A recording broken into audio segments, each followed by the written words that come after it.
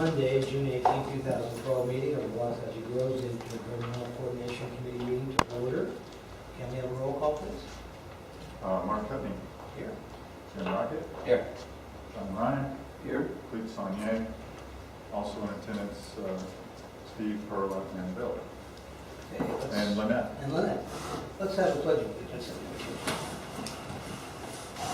I pledge allegiance to the flag of the United States of America and to the republic for which it stands, one nation, under God, indivisible, with liberty and justice for all. Heavenly Father, we ask for your continued guidance, protection, and wisdom as we go into today's deliberations. We pray that the decisions we would make would be those that would be in the best interest of everyone served in this community. We ask this in the name of the Lord our God. Amen. Amen. Okay, we're going to move right into the approval of the agenda. Can I have a motion? Can I make a recommendation? Go right ahead. Based on what I see as our discussion load, if you will, can we get the first agreement to be the public roads agreement, and a second discussion topic, the interlocal agreement for the town roads? Yes, that's the way it probably should have been. That's not a problem. Okay. Are you agreeing with that? Okay. Yes, by consensus, we're all. Yeah, that's, Okay, can I have a motion to approve the agenda with that amendment? I'll make that motion. Second it? Motion by Jim Rockets, second by all in favor? Aye. Opposed? Okay, consent agenda. Can I have a motion on the consent agenda? So moved.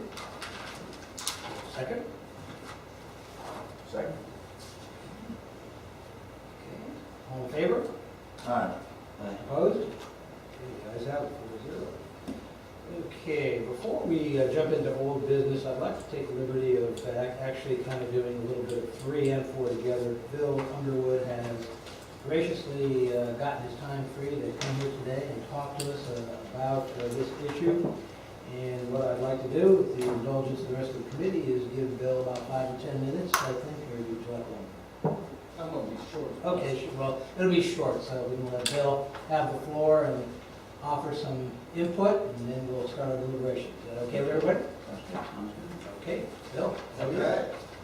In looking at the way the town's been operating and the district over the last several years, it appears though that we can simplify the process and the issues by one, eliminating the agreement for, it's called non-district roads, and by moving a paragraph. I think we got to pick up a couple of whereases. It's the 4th whereas. That gets included in your original, in the big agreement for the construction, reconstruction, maintenance. And I think it's in here. We would modify that whereas the district has constructed certain roads within the boundaries of the town. And then the next whereas, where it talks about non-district roads. Wait. Whoa. Which one are you on? The little one. The one for the. Non-district road. Yeah. Okay. We're hopefully eliminating the whole agreement. I don't know why we need it. It had different procedures. I understand, we're going to be simple. Okay. That's Which concept. whereas is? It's the 4th whereas the district has constructed certain roads, I'm eliminating owns, operates, maintains public roads, I just said, has constructed certain roads within the boundaries of the town. Okay. Do you have that marked up? It's right here. It's on the board. Yeah, I'm not including the public access. Oh, okay. I recommend not including Wait a the minute. I'll write that down. We're going to pull that one out. 1, 2, 3, 4. I'm going to mark it up for you, Chair. What's in it? And you're taking out public access. Yeah, just roads. Yeah. And then the next whereas refers to non-district, we're just gonna try to be consistent because if you look, some of it, sometimes we refer to them town, sometimes non-districts. So we're just gonna satisfy one and call it a town road in that whereas. Then we're eliminating everything, we'll go to section 2.2. He's just replacing non-district with town. Right. Okay. And he's taking out just as background, that was kind of an issue several months ago where a lot of the town council, I think, felt that all roads are town roads and that the distinction between district and non-district just had to do with the districts and England legislation. I understand. That's for a discussion, probably doesn't need to occur here. All right. At any rate, so section 2.2.1, we would extract from this agreement, because we're not going to call it courtesy grading anymore. We're just going to have this put into the main agreement that upon receipt of a request from the town, the district will provide the town with cost estimate as basically the language that is there, inserted into the one agreement. Call it one. Can I ask a question? Yeah. Bill, you weren't here the last time when Clete presented a recommended schedule of regular maintenance of the non-district roads. I thought there was some real merit in that in terms of eliminating a lot of this written request, approval, authorization to proceed, that subject to the town people and town council review, that establishing, a basic frequency of road service on the non-district roads, as I call them, was a useful approach. Are we not going into that concept by retaining this modified 221? No, I don't think we get something away from that. I think we can stay with it. I think if you were going to go in this direction, then you want the date that it's going to occur. Okay, calendar out the whole year, when it's going to happen, by the month, and on that day, that's where you'll be. Well, And also, John, remember, we also talked about adding some additional information to that, including the hedging. I understand. Yeah, we're getting away from the term grading. We're going to call it maintenance services. and we can put the scope together on that based on what you want. Anyway, go ahead with your presentation, because we can really get bogged down in this one. Yeah, I'm just trying to get through Okay. we'll have we're going to have a discussion after I leave, I suspect. Paragraph D would also come over if you go to the next page, 9 of 12. Yeah, we're getting out of the concept of active versus passive. In this, depending on how we're going to do this, if this can't be done for a calendar, and it's got to be done some other mechanism other than calendar, then you're going to have a mechanism that a contract, a service is requested and done. Right. In which case you want to put in B, it is acknowledged the WBC will undertake maintenance service requests, and we eliminated all that other stuff. But we want a specific time frame. You're going to do it within 72 hours, 48, 167, whatever the Entirely whatever the timeline is. And Right. that gets incorporated into the grandfather or the father agreement. Okay. Now, I'm not an attorney, so obviously some of this would have to go to like Mary and mine to interlineate those two paragraphs. Then with this paragraph, I think you've got marked up copies as well. But before we go to that, can I ask you a question? Yes. On page 2 of the markup, I understand that we're incorporating 221 into the main agreement, Yeah. but we're basically eliminating all of this other stuff regarding courtesy grading. Okay. It doesn't. We haven't been doing. It makes no distinction unless it makes it. I see no distinction. Right. I mean, I think the real question is, okay, we need this done. Can you do it? Yeah, go do it. And Well, we pay you. I mean, since we've been here, I haven't had anybody come and request anything. It's either been through an individual citizen or through a council member or through the district. The only thing, I want to make a big deal of it, but the reason courtesy grading was put in there was that there were some conditions, as long as those conditions are understood, like horizontal and vertical clearance and some element of request so that neither the town nor the district was burdened with, a landowner claiming that,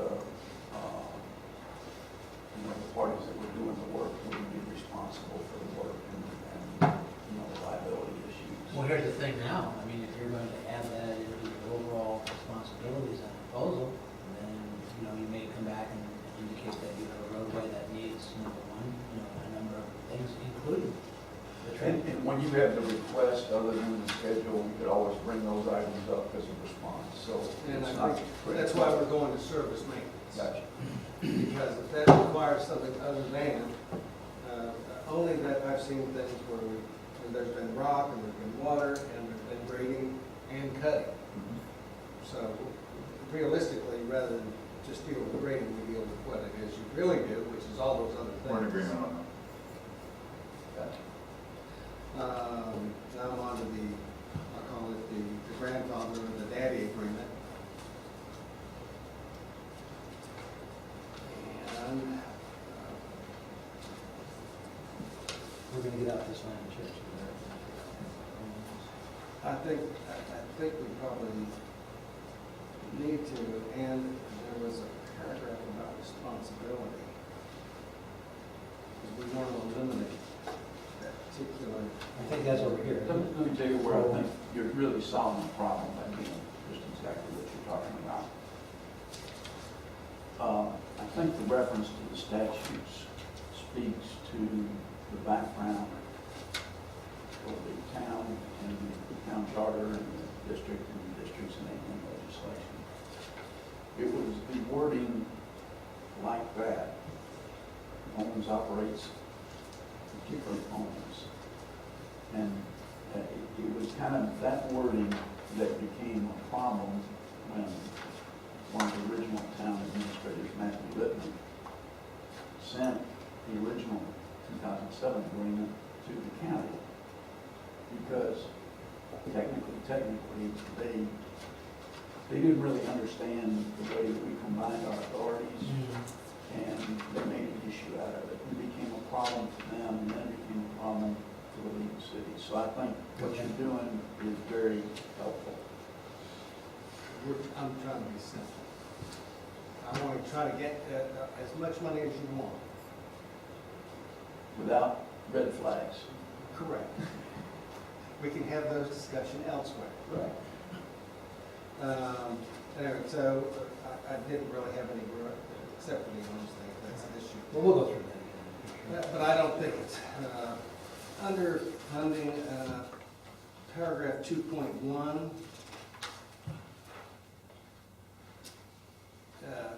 the reference there, I would like to take out that whatever the dollar is, we'll give you that dollar.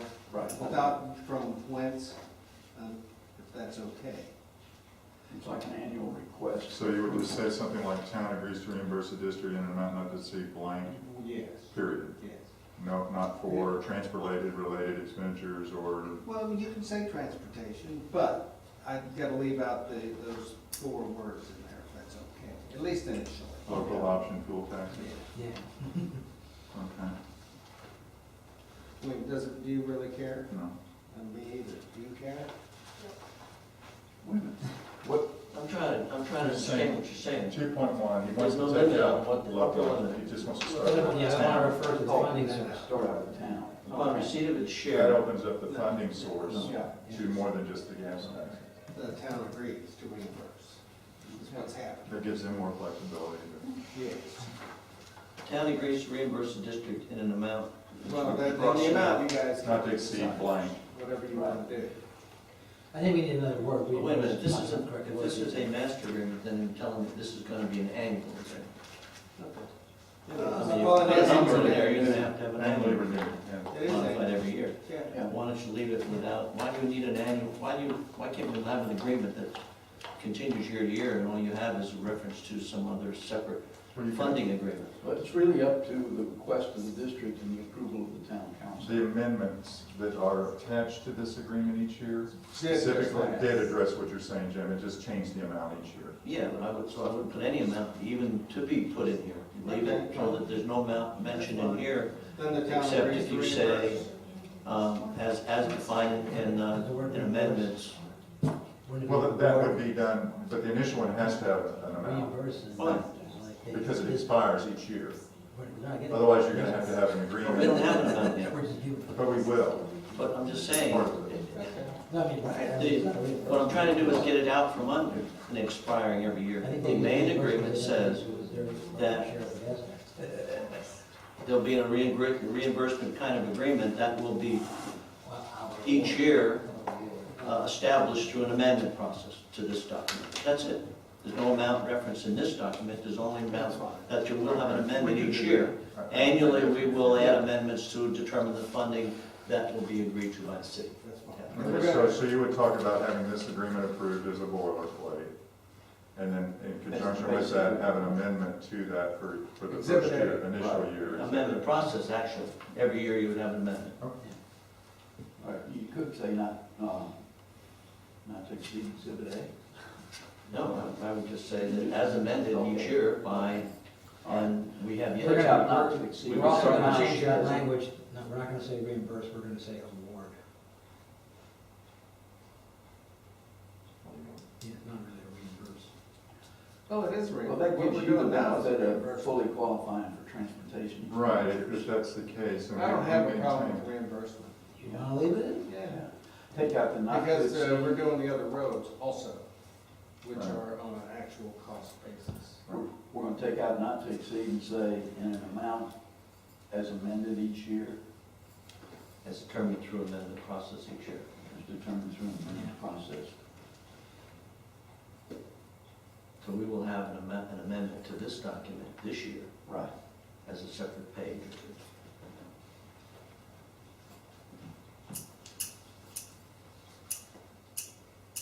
As determined through an amendment process each year. Each fiscal year. Okay. For transportation-related expenditures as provided in section 336.025 Florida statutes. That's good. That's good, that's good. Paragraph 2.4, we could be a little further down, change from town clerk to town manager. Right. And the very last line, number, invoice date, amount payable, and delete, because what we want is a copy of the respective check. So delete if applicable. That way there's no, well, yes, no, maybe, it's just a copy of the respective Can check. I ask you a question on that? Yep, I just submitted I saw it, that. I saw it. What I would like to see is this, submitted with a statement maybe in the letter stating we have a separate file on account of all of the backup documentation related to this expenditure for auditing purposes that we will maintain. That way we're not copying this for you, copying it for us. We hold the reservation, that way you're not having to figure out a place to store all this stuff. Now, if you need it, we can do it, but the point I'm trying to say is, if we have the payables printout of our accounting software and our clerk's further descriptive spreadsheet of outlined expenditures that relate it to function, not just the general ledger Right. as a chart of accounts, but also breaks it down into what those expenses went for in terms of what equipment, et cetera, that are transportation related. Then we keep all of these as backup, and if you get audited, we can say, okay, we'll pull all this stuff out for you and give it to your auditor. They're just copies of the paid I invoices, understand. because some of them are pretty small. Yeah. And I'm okay with scanned images of those. You don't have to actually make copies, scanned image. But I think we need to have it here, because they're not gonna wanna come over here. no, they wouldn't. You would just say, we need the backup documentation for the months of whatever. Then we would go ahead and make the copies I for think you. this is perfect. That's the way I would like to. I'm have just it. saying, it takes, okay. I understand. We want the town fully satisfied. Well, that's fine. I'm just. You're playing a role like any other vendor. There may be a way to do the same thing different ways, but I think the package, even though it's, Voluminous. Well- is fine. Ideally, it would be You may have- in increments. You may have a council member that wants to see the documentation on any given item. And for that council member like myself, I want to go turn to it and say, oh, there it is, and I'll use a sample. That's fine. Let me ask Clete, if what he's got there is what I think is there. About a week and a half ago, I checked with Carmen, and essentially she was doing the whole year's request and documentation for the $150,000. She's put substantially more than that together to justify it. She was putting a spreadsheet together that categorized the expenditures under each category and the dates they were paid, and then had corresponding documentation, which is essentially our warrant file for each individual item that was expensed. I'm presuming you're happy with that. I am. That's what was provided. Now, let me ask you one thing. The only thing that would be different is if you submitted any portion of field personnel expense, which is transportation expenditure. You know, because those are basically not checks, right? It's a payroll expense showing direct deposit.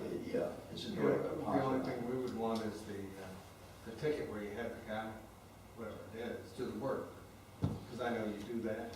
They sign off, that they went and did this at this time. That would be the backup for that reimbursement. Okay, but what if I were to tell you, we didn't do it in this package, but we have in the past. I've got, one of my grader operators is part-time, and all he does is operate a grader. Okay, on the roads. So in the past, we've submitted the payroll report, expense report for him alone, without the service requests and all that other stuff, because that's all he does. I mean, he just grades, okay? And if I state that in a letter that this is a payroll report for the road maintenance operator, heavy equipment operator 3, I mean, do you really need all the service requests? Because see, he grades on this particular agreement, it's whatever roads are graded, then we have to break down what he did versus the other guys did, you know, for district roads. But the issue is that we've got to substantiate if we're going to try to stay with 335. It'd be nice if we knew what it was. We did this and this is what we got. We got this road 300 feet or 1,000 feet or a mile or 2 miles done.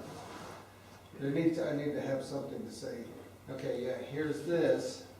Now, it depends on what happens with legal, but depending on the funding mechanism is going to be the issue.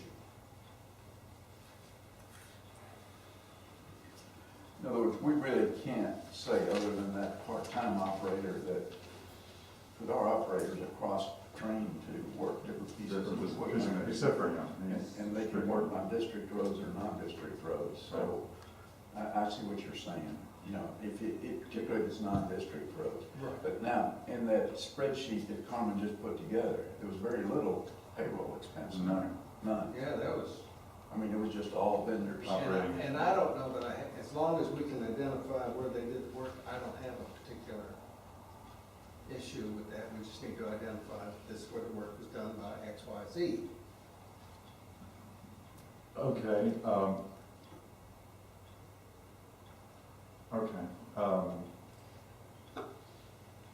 Okay. I can see the sense of that for the town roads, the side roads, okay? Non-district.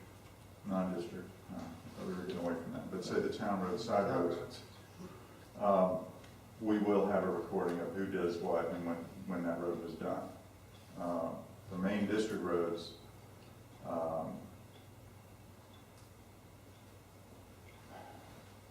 we keep a log of what road was done and what date, but there's not like a service request form or anything like that that we run through the town. Yeah, you would probably not. Okay, that's just a regular grading maintenance, and it's not on a regular schedule. That's the thing that I think you guys perhaps don't understand is that. Well, there's two ways to do it. It's either a regular schedule or it's on call. service needed. Well, it's based on, Based on because weather. you guys are not road maintenance specialists, there are Nor certain times. drainage. Nor drainage. And I'm not saying that's wrong, I'm just saying that's the reality of our situation. Don't want to be there. And there are times when the roads on a monthly basis are graded a lot more than others, depending on any kind of number of variables, from the rainfall to the wind rate. There are certain times when you put a blade down on one of these roads that it will become worse by doing that than leaving it alone with a few potholes.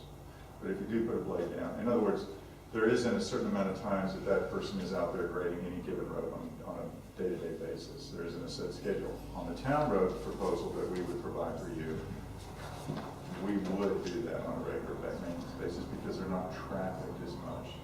They're dead-end roads. But anyway, if the personnel expenses require that you need to know, I mean, does it have to be detailed? Can we just say on a monthly basis, this individual whose payroll amount was this much for this month graded all these district roads for that month? Would that be As long as you give sufficient? me the time, amount of time on that road. No, well, I'm just saying from November 1st to November 30th, these roads are graded this number of times. Well, I still need the time. The individual's time. In other words, he was, out of the 160 hours that month, we have service records that he did 130 hours on He the roads. might have worked overtime because there was a flood. And 30 hours on the canals or something. However, it is supported by an Attorney General opinion that canal work is an approved use of gas tax funds because the canals do drain the roads, and in our case, particularly because they're right alongside the roads. I agree with that. Okay. It's not, I I'm figure when we combine this, get one agreement, you tell us what you did, we pay. So Clete, that gives, just trying to We think. have lots of latitude under this. really the only thing you gotta keep a separate record of that way, because we could say, this guy, whether he operated a tractor with a hydraulic arm to mow the canal banks and keep them clear, or whether he was Clean up the dredging, canal. whether he was dredging canal banks, or whether he was grading the road, or whether he was watering the road, that's an approved gas tax transportation expenditure on a district road. The only time it's separate is I'm not talking about what qualifies, I'm talking about the administrative workload and trying to keep the paper record straight. We have one form per equipment, not per person. And that person, if he's driving the Caterpillar 12H grader, that person on a certain day will put their initials on that. Can I submit that form for the month and it just shows what dates he worked? Does it tell me what he did? Yeah. Tells which road was graded on what date. Does it tell me how much time he spent on each one? It's a full day, 8 hours. It doesn't tell you how much time he spent on it, but say he graded A, B, C, and D roads in one day. It doesn't say that I started at 8 and finished at 12 on A road, and then started at 12:30 and to 2:30 on C road. We don't go into that detail. We just go on a daily detail. But for that day, he graded A, B, C, and D roads. And that's an 8-hour day. That could possibly work.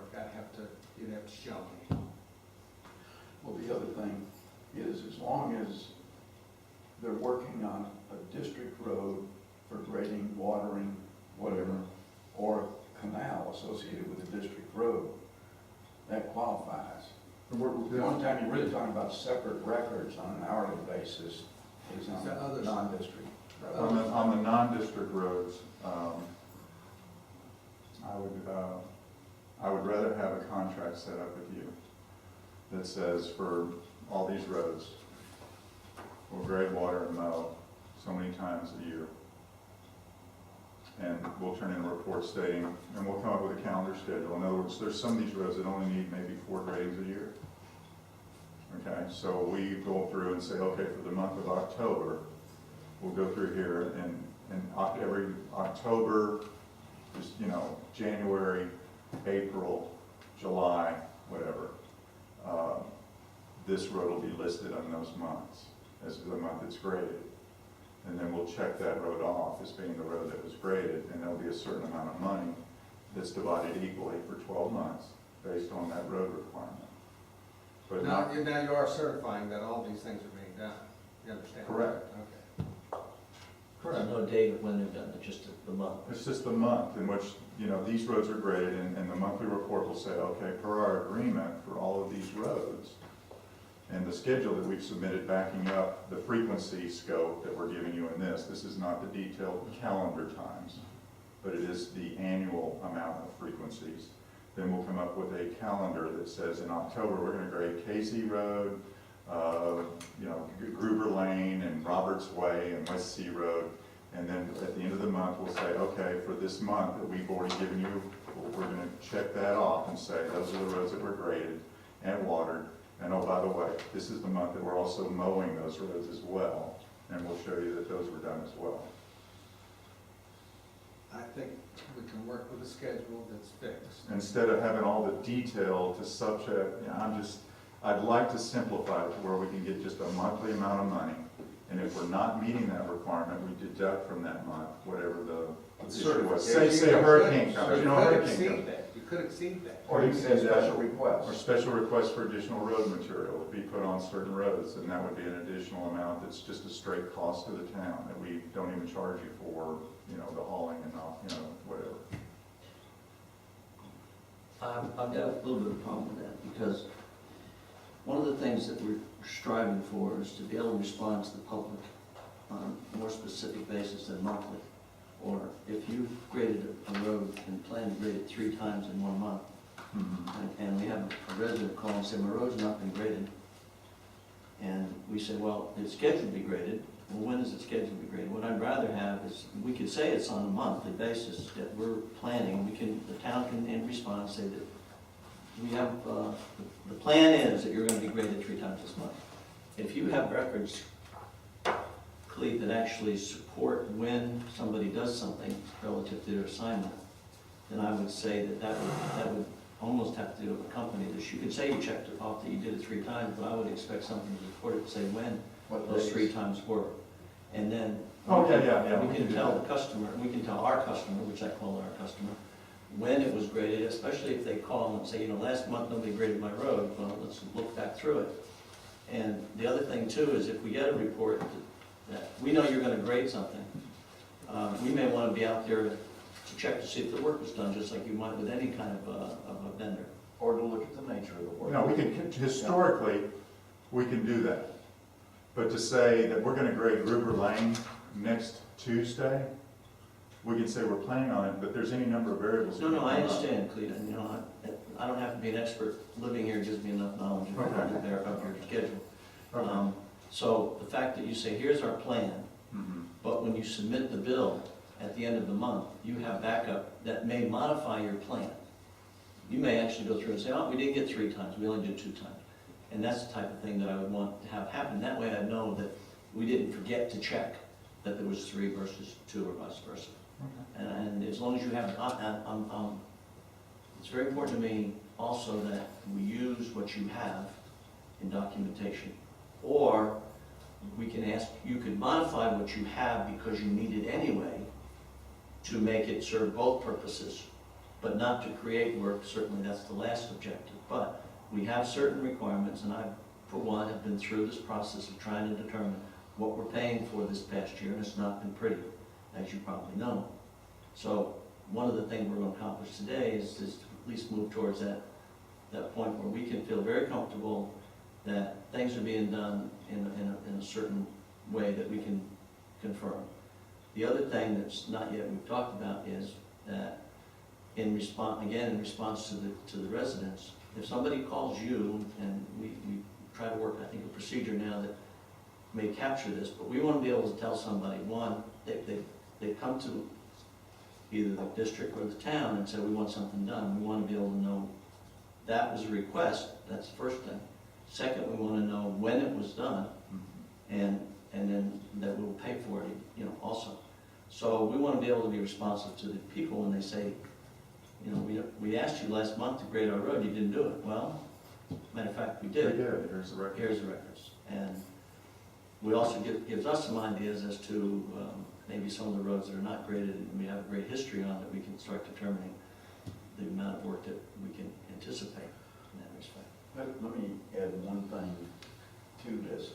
This is based on Cleats field people, their experience with the non-district roads. Every one of the town council, I think, has been here long enough and had experience not only with residents, but with a lot of the non-district roads. And this schedule is presented for review and discussion by the town council, and however you want to review it and modify it. I mean, you may look on there and say, well,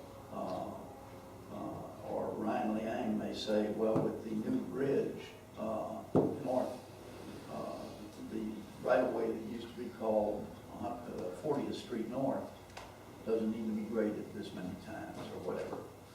Or, you know, you may have some knowledge of 145th and 143rd, and now that 145th has been cleared, maybe it's more used. So this thing is open to however you guys want to change it, you know.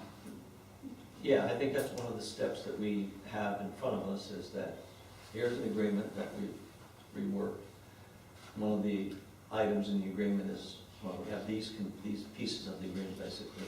One of them is a scheduled maintenance projection for the non-district roads. And it's subject to input from the council. All right. That if anybody cares to comment on possible changes to that, go ahead and do that. They can do that at any time. And any But I don't resident know that roads it's something call we now, discuss, because it's probably, I mean, again, we would rely on the expertise of the district to say it needs it, which we rely on anyway, because I think generally speaking, if we get a call and somebody says, I like my road graded, we rely on the representative from the district to go out and say, does it really need it? Right. I don't think we. And we get that. We get folks that say, hey, I'm having a party this weekend. I want you to grade my road again. You know, and it's like been done the day before. And they're like, So I'm, in both cases, this is an input from the district representatives on a schedule, and an input from the district representative says, we don't think it should be done, which gets to my other point, that if we have a request that comes in and say we initiated, or you guys are acting directly on it, and you've gotten town to agree to do it, and you probably, if you were the first to receive the request and send somebody out there and come back to the town and say, hey, we got this, part of what we're looking for, we got this request, we don't think it needs to be done. So that's really, we will not perform that service, and that's kind of a burden on you guys, but I think at the same time, it gives us a complete circle on all the requests. Now, if we get a request, we come to you and say, we want you to do it, you always would send out some kind of, get an opinion back, and you come back to us and say, no, you guys really don't need that done, this is just, you know, this road's one of the best roads in the whole. well, as long as that's not an extensive amount of our time having to go out and check roads, because you've got somebody calling up 20 times a month to get their road graded, we're not going to go out 20 times during the month to say no or yes. No, I don't know how often that happens. It just needs to be, there needs to be some reasonableness to that. But we always have the option, Cliff, to go back, excuse me, we always have the option to go back and say, you've denied this, we had somebody out there that looks like it needs to be done in this particular case. I understand, if you get somebody calling 20 times a month, first of all, I would maybe bring it to town's attention that we need to turn that off, because that's crazy. Except unless it's me. No, but the point is that we need to work together on reasonableness. So I don't know how often you have somebody, or how many roads people call 20 times a month. I would think it's limited, but it's the accountability, it's the responsiveness, the issue that we want to be able to do is say, you had it done, you checked it, you didn't have it done because it didn't need it, something along those lines. Well, what in keeping with what we're trying to Well, that is different than what he's proposing. That is different, because see, what I'm proposing, and that's what I was going to say, Bill, is that we have a calendar schedule of how many times we're going to grade these roads and stick to it, okay? And if a person says, I need my road graded again, explain to them that the funding agreement for this service allows for your road to be graded X number of times for this month, okay? That's what we need to stay adhered to. Otherwise, you're going to have scope creep out the wazoo, and we're going to wind up not perhaps getting somebody a little bit more, the squeaky wheel. Maybe they're getting their road graded a little bit more than somebody else, and because they're stating, they're following up more often. Well, let me tell you, my initial reaction, what you just said, is I don't like it. Okay.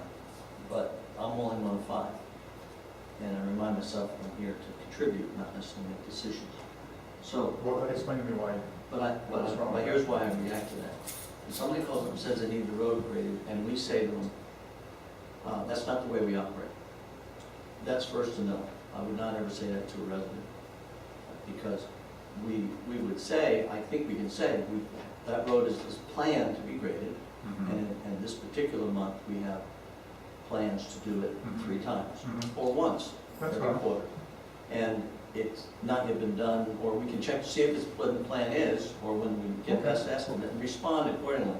If it's been done 3 times already, and they say, no, the road's in terrible shape, well, that may be a reason for us to go out, send somebody out on our own to say, is it really in terrible shape? Okay. And take maybe I don't know if the town management agrees with that, but I don't like the idea of saying, that's the way, first of all, there's some things that I've operated on, and I'm as old as you, so the experience level in different areas.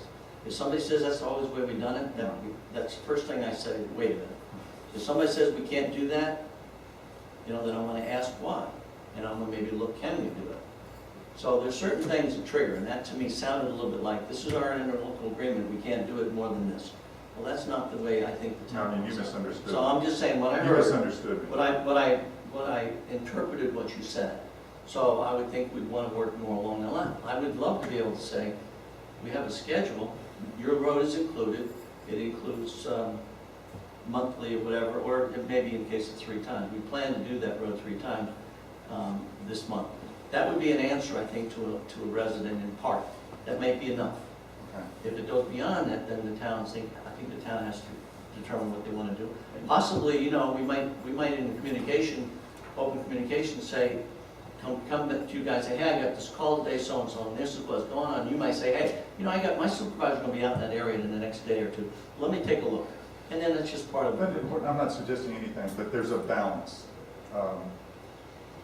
Before Bill and Mark came on board and we were with Frank, and I'm not saying, please don't say, I'm just saying this is the way it was. We would go out and make a determination on these roads to be proactive, Jim, and say, as we go down B Road, we look down Los Angeles and San Diego, and my guy will call in and say, you know what, those roads look pretty bad. I'm going to go ahead and grade those for us. We did it. We didn't get authorization from Frank. We went ahead and did it on a proactive basis because we knew that road needed to be graded. And we would submit the invoice and get payment. And that's one way. And then the other way, now that you guys have come on board, you're asking for all the detail, when was it authorized? And so that conflicts with saying, okay, we're going to do it a certain number of times with backup information, or we're going to use reasonable judgment out in the field on a proactive basis instead of waiting in a knee-jerk reaction for a landowner to call in and say, I need this road graded. We don't want it to go that far. We want it to be able to be proactive. So some of the billing frustration that you have experienced with our bills to them was the way we were doing it with Frank, okay? And there's a transitionary period, October, November, December, where it was not the way the agreement states. But we were doing it on a proactive basis, and I believe we were not getting that many complaints that the roads weren't getting done, but we were getting them done anyway. And some of the invoicing that you'll get for October, November will clearly say no authorization received, but either the landowner called us, we responded, or our men out in the field saw it needed to be done and went ahead and did it. And we're asking for reimbursement of that time and material and equipment use. That is one way to do it. The other way is to have a set schedule to where you can do it. I don't agree with this. I mean, my feeling is that we should be able to go out and be your public works people and say, in our professional opinion, this road needs to be graded this week because it is in such poor shape. But this is an accounting issue that we've come up with to say, okay, at a reasonable minimum, this is what should be done on an annualized basis every month. Does it mean that that particular month, that because we've had 16 inches of rain in that month, that we should go and grade Gruber Lane 3 times and create a mud hole for people that have to drive through. That's where this, the other side of that pendulum, and the accounting measures and being able to say, okay, we can account for X number of times that month, when the real world reality, the variables involved in the weather and everything, won't allow that to happen without making a bad situation worse. So there has to be a Yeah, no, I balance. think that's what we said. This is a guide, this is a plan, helps you plan. But at the same time, if you don't grow it 3 times, you only grow it twice, at the end of the month, you only charge it twice. Right. You don't charge it 3, and you have the backup that basically is your mechanism to say this is, so this helps you, but I don't see that the proactive piece can't play a role, it just needs authorization. If these guys are in a position where you have graders out in an area that the road really needs to be done, and you call and ask, possibly, And we don't get an answer because. then you don't grade. But if you call and ask, and let's say you do get an answer, that might work. But that's up to them, mechanics of how they can do that. But I don't know, I think part of it is we make some changes, hopefully they make some improvements, so that, let's walk that road a little bit, and then, like you said, you got a grader guy out there, and he's on site, and says it really needs to be done. Maybe we can react in some cases, and we'll call those exceptions quickly. Yeah, that's what I would like to see, is if we could have a level of trust in our judgment that, on a certain period of time, that if we're along that road, and maybe it wasn't slated to be graded that month based on this schedule, but we go ahead and grade it. Are you gonna really deny reimbursement for that? If in our judgment we got it, or do we have to wait for authorization each time and then cause people to be? How often does that come up? Often, very often. Well, then it suggests that this plan is not as good a tool as maybe. No, this plan is based on how often we've had to do that, but as I mentioned, the variables of the weather and the weather conditions, traffic on that road, maybe, Seth understand, over there had a party on. This is no better than the paper was printed on at the time you printed it, with the little intelligence you've added to it, to says, or a lot of intelligence. It's a Well, guide, it's not- it's a guide. But I'm just saying, we're starting down the road new with this idea. This is supposedly taking majority of the occasions where you drive down the road and you see something needs to be graded, you've taken that into account hopefully most of the time. But it's. You're gonna have other exceptions, and I would say, let's see what the exceptions come out to be. Maybe they're 1 or 2 a month, and maybe you can react in the staff. I have no trouble exercising a level of trust. Well, But I would say this, though, I mean, I went and checked the number of requests within the last month. I checked the number because I'm getting concerned, because I've been seeing a lot of requests for rock material. Mhm. And I went down 4 of them, and it doesn't appear that there's any rock dumped, or, that the roads don't look that well, that good. Now, Which road? I'd like specifics. Farley, 22nd, Paradise, Mhm. and 6 Court Mark. Okay. Before I checked. Now, I just don't think you got to it yet. I'm not saying you're not doing them, but I have to have a mechanism where if I'm reacting to a request and I'm approving it, I don't want to tell a citizen or a council member or anybody, the district did that. No, they didn't. Go down and look at it. Because now it's going to be incumbent upon me to follow up and check after you if that's the case. So, yeah, we could have a level of trust, but I think there has to be some safeguards in that level of trust. Well, I'm just. I think that's where you're going with that. Always, even if we had a. Trust but verify. Well, yeah. Well, Exactly. there's nothing There's wrong always with a, that. there's always a support that would come, even with the exception under what we're talking about, where the guy driving in, hey, can we do this? And we can get a response from the town. But I think we need to go into this with the understanding, if we can't get a response from the town, then either we have to make a decision up front that you can do it, or you have to make a decision, no response, no work. And something like that.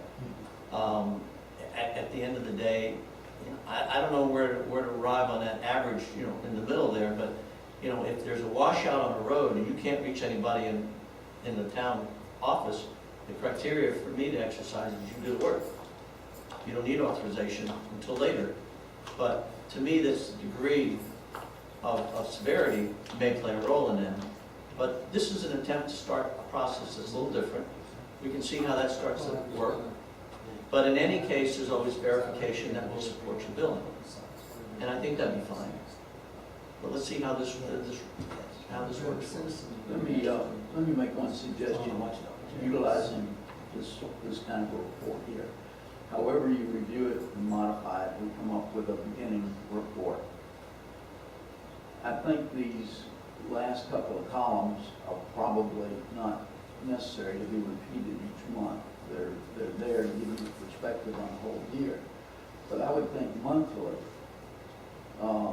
if we're going to tell you the work that we've done on these roads per this schedule or whatever modifications, if we did it on legal paper and we just had these as blank columns, we could insert dates that work was done on those roads, on those particular roads. That way, monthly, you would have a record of what non-district road work was done. And then maybe at the end of the year, you might indicate that 152nd Way North, instead of 4 annual gradings, needs 6 or needs 2.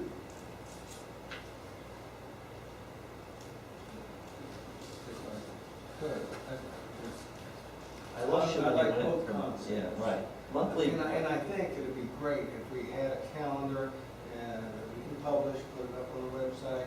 Here are the roads and the days that those roads are being done.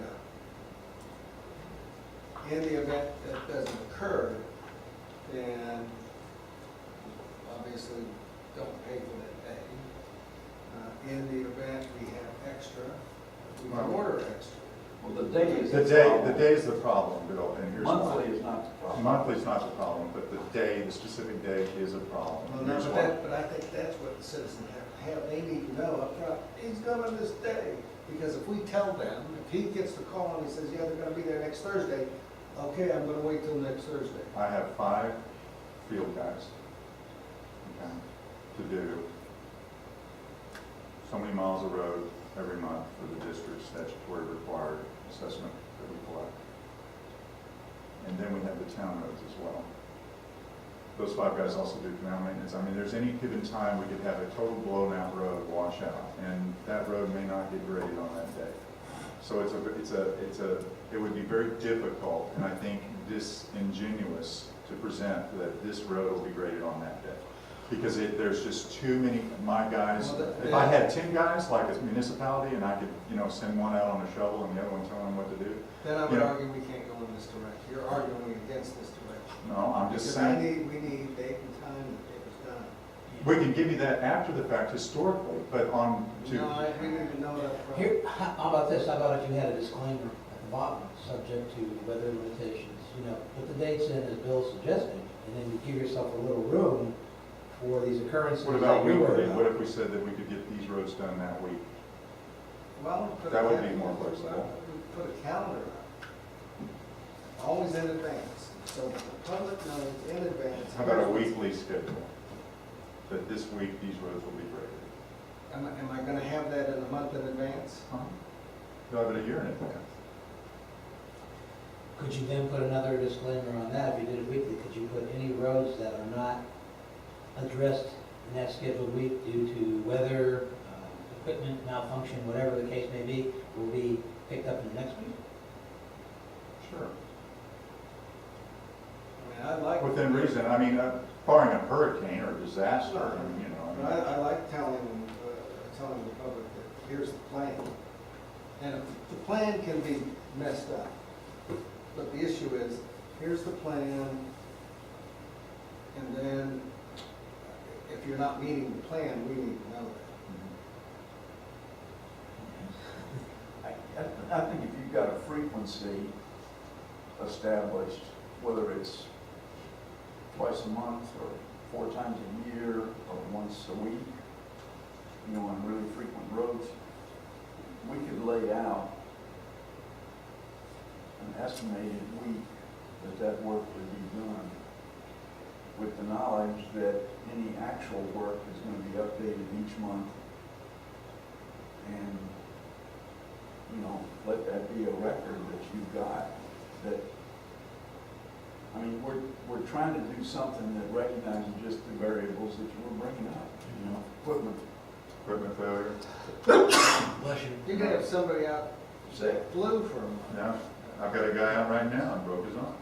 Well, the point is, that we know that we know that there's a lot of factors, and you know, the caveat can be as general as possible, but I think the point is, if we can lay out there a weekly, this is a weekly plan, it takes the concept and drops it to the level that I think is acceptable to what our objective, which is to try to give people an idea of when they may see this, or especially if it falls into this document or into this category. I think I can plan these roads, here's what it is. So if you do it weekly, you always would expect, and then people would understand, you told me it was gonna be done this week, but yeah, I know we got rain every day last week and, you know, downpour type stuff, so if they don't know why, we can always. And we need to be able to order, ask for that to be done, okay, we know it's supposed to be next week, but we get it done now instead. Well, I recognize you're looking for flexibility, but I don't think that you can give that much flexibility. You can give some, I think, but you can't have a whole enchilada, basically. No, we're not asking for that, but we are asking for some flexibility, that there may be a day, or a couple of days, that for whatever reason, we get called off and we have to do some major canal work. And like I said, I've got 5 guys out there doing all these roads. And we want to be able to provide the best service delivery we can to the town, and justify it reasonably. But maybe instead of grading, we also want to be able to have the advantage, if you will, and flexibility, to increase the workload. Say on Monday, we can get all the courtesy gradings done, not courtesy grading, but town road gradings done in one day, in a concerted effort for that week or the next 2 weeks, we can get done in advance. And maybe, but because those roads, most of those roads are only on a monthly or quarterly basis anyway. So we advance those to one day that is not necessarily set with the weekly schedule, but it is done within that month. We've got to know in advance. We do a weekly schedule, and let's say that the worst happens and a piece of equipment needs something that's gonna take a couple of weeks. We want to be able to get those roads Okay, but done here's the before thing. they go out of service.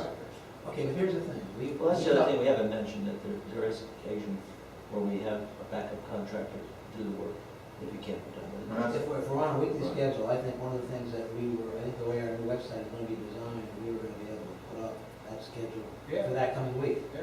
So you have a canal collapse, whatever, canal bank collapse, and all of a sudden it's going to be a big job, and it's going to take 2 days. You call, let us know, then we can adjust the website to indicate, you know, unfortunately due to the canal bank collapse, the district will not be able to do these streets this week. They're going to be added to the schedule for next week. Or if it's an emergency and we're covered up, you got a backup. I think that, but we still need, and I don't know that we're getting away, we're not helping you with the administrative nightmare.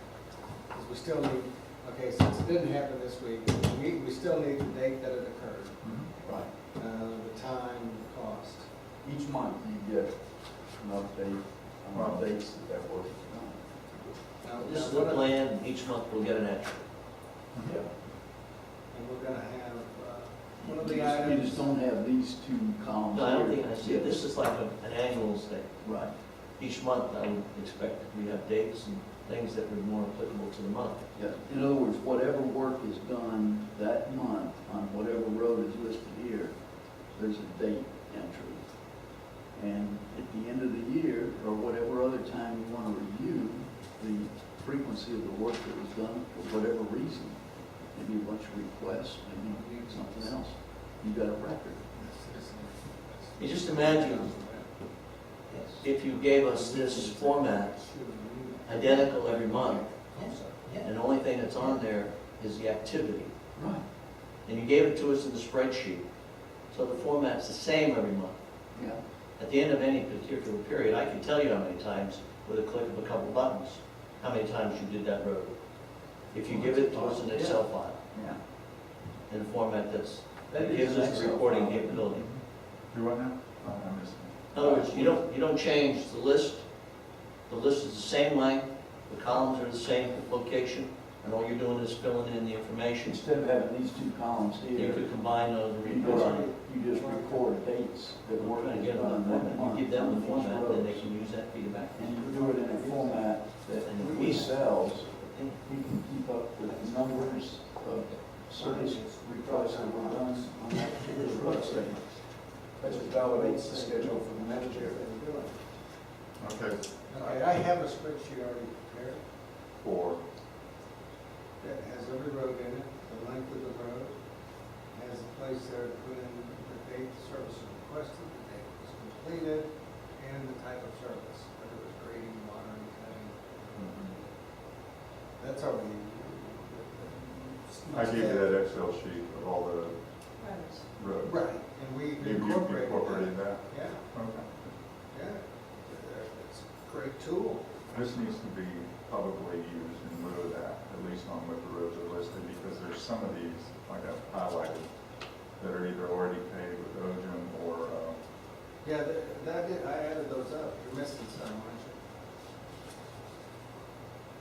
'Cause I only got about, I only got about 3 miles here, according to the highlight yellow. I'm sure you did more than 3 miles. I'm not sure. These are town roads. Yeah, these are all town roads. And These aren't the they district. got Not a the gym district too? No. No. What's yellow mean? What's the green? Yellow is the roads that are OGM. OGM or pavement, asphalt millings, whatever. And green is private drives that really, like Quail Road, I think has a gate in front of it. Mr. Minlaw's. Sally's Alley is just a So you driveway have to a Ojum house. on Jewel Lane and Marcel. Marcel has Ojum. Yeah. But not Jewel, does Jewel have it? Jewel has, yeah, it has like asphalt milling. The land on it. Well, but I have all the roads in there, every one. A, B, C, D, E, F, G, H, I, J, K, L, M, N, O, P. Okay, that's, okay, so you're suggesting, okay. No, we're just talking about the ability for us to use monthly input and to do any kind of other summaries and whatnot. And just mentioning to you, Clete, maybe it's worthwhile if that file was, and the worksheet was sent to you and see if it's something that you guys could use. If not, what I was saying, Because we're just doing one agreement now, Why is that? because we don't need two. Okay, I don't know about that, but Well, that was the whole thrust of why we're getting rid of this one. I think that, We don't, it's one that. one, we collect statutorily established assessments for road maintenance purposes, and that is associated with the A, B, C, D, North, and Folsom, et cetera. But I don't care about that. But I think. All I care about is funding. Right. All you care about is how much money we're going to give. But but the thing is that you're gonna have two amounts. One is based on the documentation for the district road work, and one is gonna be based on different documentation for the, I see, it's all the same. I mean, all those invoices, we're already paying for all the fuel and the leases and the equipment, and paying for what we didn't pay for in the 150 was the people. And that's fine. but the non-district road isn't gonna be involved with, several of the items that are gonna be involved with transportation expenditures for the district roads. You're just gonna get more money based on the service level. Now, No? it's a different situation. What is the difference? All of those categories of expenditures justify the takedown of gas tax revenues for the district No, roads. we're away from that. We're not into that now. We're gonna just give you money. That was the beginning premise. That was the beginning. And we should take out. That's coming out. It's not in the agreement, and if we can, we will. If we can't, we won't, but that's coming out. So you're not gonna collect your gas tax I didn't revenues say that. based on the Did I district say road? that? I'm just asking. What I said was, the agreement is we're gonna fund you. Mhm, How we fund you is up to the town council. mhm. But we're just, the whole impetus of this whole concept is, we're gonna fund. Mhm. Do you care where I get the money? Well, I think that, I mean, that's the question. I And I think I asked that up I think originally. that, I think the documentation and the district road agreement, public road agreement, was to offset the required statutory assessment that we collect for road maintenance on the district's roads as listed, and it's in the enabling legislation. The town roads are, for all intents and purposes, prior to the incorporation, were private roads that the district had no authority to enter upon and do anything without the permission of the landowners to come in and do a courtesy grade. Okay? The district's rights of way are separate from those road rights of way. And so in our assessment, if you will, we have so much money we collect to do maintenance on those roads on behalf of the landowners that benefit from them. And we are asking the town to offset the assessment rate We're not increases. going there. But, That is your decision. yeah.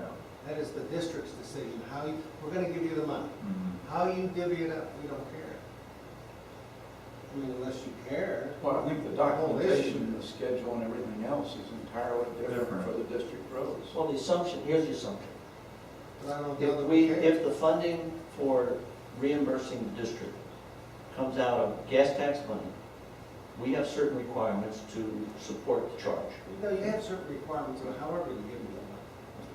For auditing purposes, you have certain requirements. Right. But And some those of the requirements, gas tax what we've money done goes is we're into a saying, fund. those requirements are just a set of requirements. They happen to look like or sound like what we've done in terms of our gas tax spending restrictions. That may be fine because they serve the purpose to tell us what it is you're doing and the documentation supports the charge. That's the primary drive behind all the documentation. It supports the charge, and that's what we're getting, and that's what we think is sufficient. But we're not telling you how the funding is coming. We're telling you that the determination of the town is where we have the money, where we want to use it, and when. Well, I think what we're getting at is that, let's say the request, the basic request of the district this year and as in past years is associated with the work on the district roads. That's the basic request. Okay. Anything done on the non-district roads, That's been Separate- separate issues, right? separate documentation, That's fine. separate issue. You plug it in here and you say not to exceed It's not $100,000. Okay, so you're willing to put two different funding amounts in one agreement? Yeah. Okay, so one funding amount is for reimbursable expenses like we submitted for district road maintenance services like this. Sure. And then the other one. I mean, I would have to get something similar like that on any road that you do. Well, no, on the town roads, we're sticking to a set schedule. On the district roads, it's different. I still need the same type of information. It's my audit, Mhm. his audit, not mine, his audit. Right. He needs the same information that was there, or regardless of what it is you do. You're a contractor. We need the same auditing information regardless of what it is. Well, what this scope is gonna entail is based on this frequency. Well, There's we gonna be- we understand, It's not gonna be, and it's gonna be very flexible. It's It's not- gonna be fluid. I okay, understand it. We're gonna publish it, and we're gonna pay you based on the invoice you give us. this is all side road work, not district road work. Doesn't matter. But- That's what I'm telling you. It doesn't matter to us. Okay. But the documentation to request reimbursement for district road maintenance is not, It's the same for both. It it's doesn't no, matter. it's not gonna have the number of times we graded the road, it's not gonna have all that information. It's just gonna be direct expenses related to the making, transportation. All those expenses, Equipment. but what we pay there pays for all of those. We pay almost your whole O&M. On We what? don't pay salaries. On this? Yeah. Well, up to now, there's been $150,000, but we spend a lot more than that for road maintenance. Well, some. But the majority, I think the town pays a big chunk, and that's okay. Mhm. Town could pay all of it. It's okay with me. My position is, I'm not tying it to a particular source. How you divvy it up internally to you, that's fine. What we need for auditing purposes is what you provided, but we need that for here I as guess well. as long as we And understand. the issue here is probably you wouldn't charge us for fuel or equipment because we've already paid for it. So what we're paying here It's is for people. service delivery. People. Is that incorrect? Well, I mean, we're no, already this is paying- additional work. Yes, it is. I have a budget already established that I've developed that requires, okay, if you will, $150,000 to go toward transportation-related expenditures only for the district roads. rights of way. Okay, This would be over and above that, so there's another budget that you can show me? that I would be able to develop for this. And then we will, and you'll send us the And it will same be stuff we separate. sent for that. It'll be separate, and it will be based on a service delivery. Understand. Not necessarily so-and-so took 6 hours on that road for that day. Well, but what I need is the same, basically the stuff you've got there, and you're gonna tell me so-and-so, and here's, whatever it is you're gonna charge us for, you need to delineate. Well, here's how I would envision it. Because as I looked at your operating, your expenses and the audit and the budget versus what the town pays, that $159,000, that's a big portion of your O&M. It's about 20 to 25% of our assessment for road maintenance. I'm not talking assessment, I'm talking expenses. The assessment, but the assessment's directly connected to the Well, expense. but I'm It's not not labor. It's We're not. talking about expenses, you're talking separate from I don't from care the about the labor assessment. costs. If you separate your expenses between expenses versus labor costs, No, how no, much no. has, if you did, Combined, if I did. if you did, then how much does the 150,000 represent of the non-labor piece? And Bill, I think is saying it's a Oh, I see tremendous what you're amount. I don't, yeah, the Proportion. labor piece is out. So what it leaves you with is some of those non-reimbursed expenses from the town and primarily labor. Mhm. And you maybe find it easier to look at the labor as a justification of, we talked about it already, that here's the hours and this is the rate of what we spent on these roads when we finish, when we get to As actually long as do we're them. not putting payroll in for the reimbursement of the. It's not an issue with payroll, it's that you can't put gas, if we pay the entire gas bill with 150,000 reimbursement, you can't put gas into the hourly rate. No, no, but if you do, if you increase the amount of gas you use to provide these services, yeah, you can. No, Yes. no. No, what I'm just saying is, if you have your annual, at the end of 12 months, Uh-huh. you submitted bills documented an agreed 150,000 funding, and those bills included every penny that you paid for fuel during that year. I don't want to see any fuel charge in my No, no, hour, I'm not that's what I'm that. saying. I'm not saying You that. can't say both, No, that's I'm what not we're saying. I'm not saying that. So for It wouldn't be double for billing, rough that's argument not- purposes, if you take, and we agree that your non-salary piece of your road maintenance budget, Mhm. a large portion, it's 150,000 is a very big piece of that. And if that was the agreed to funding, then much of those expenses fall outside of a calculation as to what you charge us for this work on a Correct. per mile basis. What Cleve was talking about there is primarily a service charge which relates to labor, right? Which is not being. Labor, equipment use, But, additional but I'm equipment use, but I'm labor. paying for equipment. I can't see additional I'm paying equipment for use. fuel, I'm No, paying no, for no, no, those. this is additional scope of work. If you look at your costs, that's what I'm telling you, look at your costs, in the audit, it appears as though we paid your whole year's, this year, but last year, we paid your whole year of lease payments for some equipment. We paid, it appears to be all the fuel cost for the district for the whole year. Mhm. It appears as though we paid whole cost for repair and maintenance of everything, including flat tires and air conditioners. And that's On the fine. road maintenance equipment, yes. That's fine, I don't have an issue, but I'm not gonna pay it, if I'm paying it all here, the only thing I pay here is people, peeps. No, because this would be Well, over, then this would you be, have to change your other agreement. This would be Then you over- have to change the other agreement. If you're gonna treat this way, you gotta treat it all that way, and then you're gonna have to do that. I would argue for you that we're gonna give you the money Mhm. without a whole lot of stuff. This piece, you can't go hit again. No.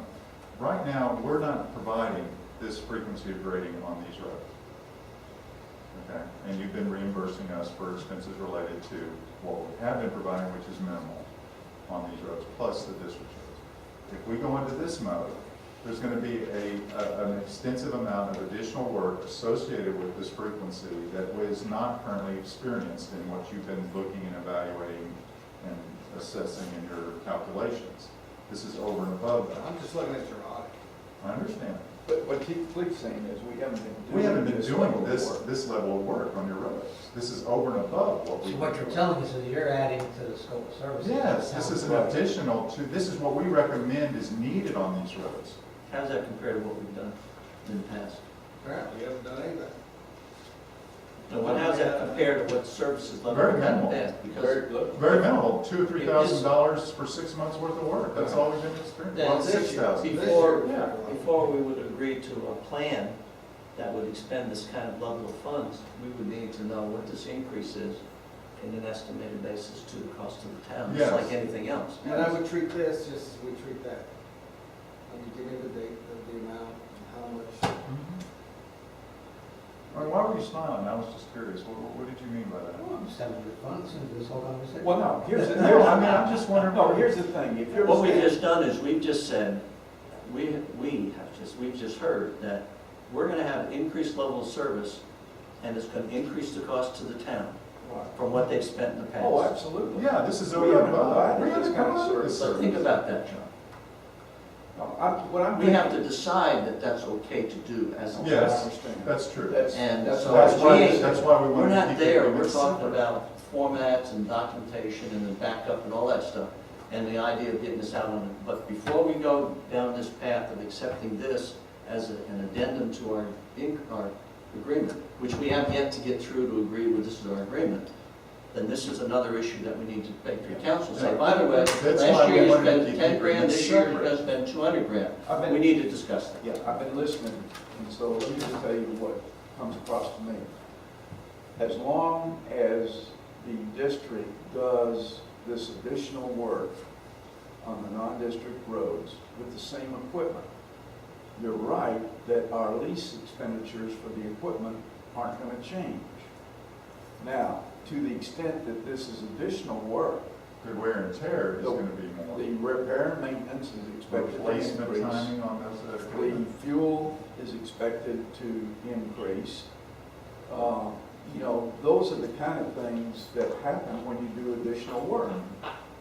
Now, that's the, you know, for the district roads that we're looking to the basic reimbursement of $150,000, which is our request. Those are just our general, standard operating and maintenance expenses. But for an additional scope of work, where we have a different level of expenditure, we expect reimbursement for the different level of expenditure. Yeah, but what we're saying, John, is that if you have one account that says fuel, and you submit that bill to us as supporting documentation for $150,000, let's say that's the funding, included in that fuel account is going to be over and above extra work. You're not going to separate it out to, oh, this is incremental work, unless you want a separate account. No, fuel's not necessarily the best. But we're using fuel as an example of Yeah, our fuel, we're not going to conversation. double dip on that. Well, if that's the point. There's additional wear and tear on the equipment that's going to eventually be replaced. I would also envision after the first year doing this and all the mowing, there's a lot of mowing involved in this, okay, additional mowing. We're going to need a new tractor. Okay, so I want to be able to, I'm coming out right now, to be able to create an amount of money to come in to where we can set that money aside and buy new equipment with it so that we can continue to provide this level I of get a service. better idea. You buy the new equipment and then you amortize the cost of that over the period life, useful life of that equipment, which I would then pay for, not upfront. Okay, I'm not asking you for it up front, but that's the same principle. Like a lease payment over 5 years. But it's very different than, I want to set a rate in Or place kind that of, accumulates money enough to buy new equipment. That's not what I want to do. Because I have a vendor that doesn't charge me that way, that I can go to. And that's always the other option. But what we're talking Well, about. yes, you're right, Jim, you're Separate. absolutely right. There is another option, and let me elaborate on that. And that's one reason why I wanted to create two separate agreements and maintain that relationship, is that we have it separated for the district roads to keep that separate so that the budgetary requirements that we have to comply with to get our landowners that are also the same community, maintenance on those roads done at a certain cost. This, I'm giving you, if you want to go out to bid on this, you can get it as a separate contractor, and he's going to charge you X number of dollars over and above what we're getting and providing in services on the ABC The and B point, roads. Clete, was not that, I'm saying when we talked about paying up front for equipment, that's. No, I'm not using that as an And I would use the example. vendor relationship is to say, that's all alternative. As you also know, we would prefer to use the town, water control district people and equipment to do this service. That's our preference. That's your, Nobody's saying in that. terms of selection, who vendor, that's the first vendor we go to. I understand But that. we will have backup vendors. But the discussion about what the discussion should today be limited to, how we can use this, not the amount of what this use represents. That's all we're talking about. Because the amount is something that I want to, as a council member, before I agree to add this, by the way, as an addendum 2. I've got addendum 1, which is the funding, separate funding issues. I've got addendum 2 that says this is the proposed usage. But oh, by the way, my major contract, my overall boilerplate contract allows for this kind of thing to be done. We're just putting meat on the bones with an addendum. Here's what we're saying, there seems to be a basic divergence in how this whole system works. So what I think the bottom line might very well be is that spreadsheet that's the basis for the approved takedown for this year, that's our basic contract. This schedule becomes the basis for a bid document. Right. A bid document that the district would bid on along with other people Nobody's going to beat my price. to establish a cost that is just billed. Well, that's and because we're paying documented. everything. No. It's billed and documented on a monthly basis. It's Well, additional work. wait a minute, let's vet this a second. Let me see if I make sure I understand this. Now, I heard you say that this is increased scope, right? Absolutely. Different work. There's But you're not adding in many people, right? I could be. Well, are you? That's Well, I could be. I I've mean, I don't got think. a part-time fellow right now that I might need a full-time guy to be able to come by and do all this. Because what it sounds like on the Trying to say, surface. Wait. Here's what you're gonna be involved in there. There's a lot less work because of the ogening that's been done. Mhm. So I agree. instead of laying off a person, we might allocate him to do this work. I agree. That would be part of a bid. That's a good deal for you, so what's That's the deal for the town? Because it sounds like we're paying more.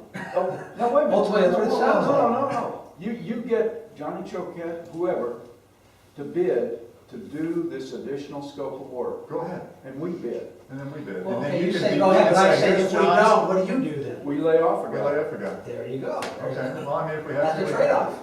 Well, I mean, we would only keep the guy if he can be Utilized. productive, utilized, and Absolutely. paid for. Absolutely. We understand that. So, I mean, the simple thing is that with the additional OGM work, we have less road work, which we have to adjust to in our budget. And we will if necessary, if the town Okay, doesn't wish to great. continue. Okay. I'm with you so far. Okay, so on this additional scope of work, Mhm. the answer for the town, and it simplifies documentation because we and other people bid this schedule however you modify it. And that comes down to a monthly charge. And that monthly charge is based on a verification of the monthly schedule of work on this additional scope of work. That's separate. The $150,000 request is the relationship of the district roads in the background. It's the relationship of the district roads to some extent to the gas tax revenues. And it's based on satisfying transportation expenditures that we document to the town to take down the $150,000. Right, and what that amount does is it's a savings to your taxpayers that are the same taxpayers that we have, so that their assessment rate doesn't have to go up or down accordingly, whichever it is, to pay for the maintenance on the district's roads. Okay, the district's statutorily required maintenance obligations. This is an additional services scope that if you were to go out to bid and get bids, and we could submit a bid as well, then you could say, wow, Mr. Choquette came in at $200,000 a year. The district can do it for 90. I'm throwing some just really weird numbers. You can say, we saved the taxpayers $110,000 by going with the district, if that's the way you want to do it. The district is basically looking at providing this based on the personnel involved, the wear and tear on equipment, the additional rights to separately bill material if and when used, those items. Contractor may have other items involved. you know, we're not gonna be charging additional overhead for Clete administering the work. John Choquette or somebody else is gonna require, or, you know, gonna put in a factor for that. It's a separate deal.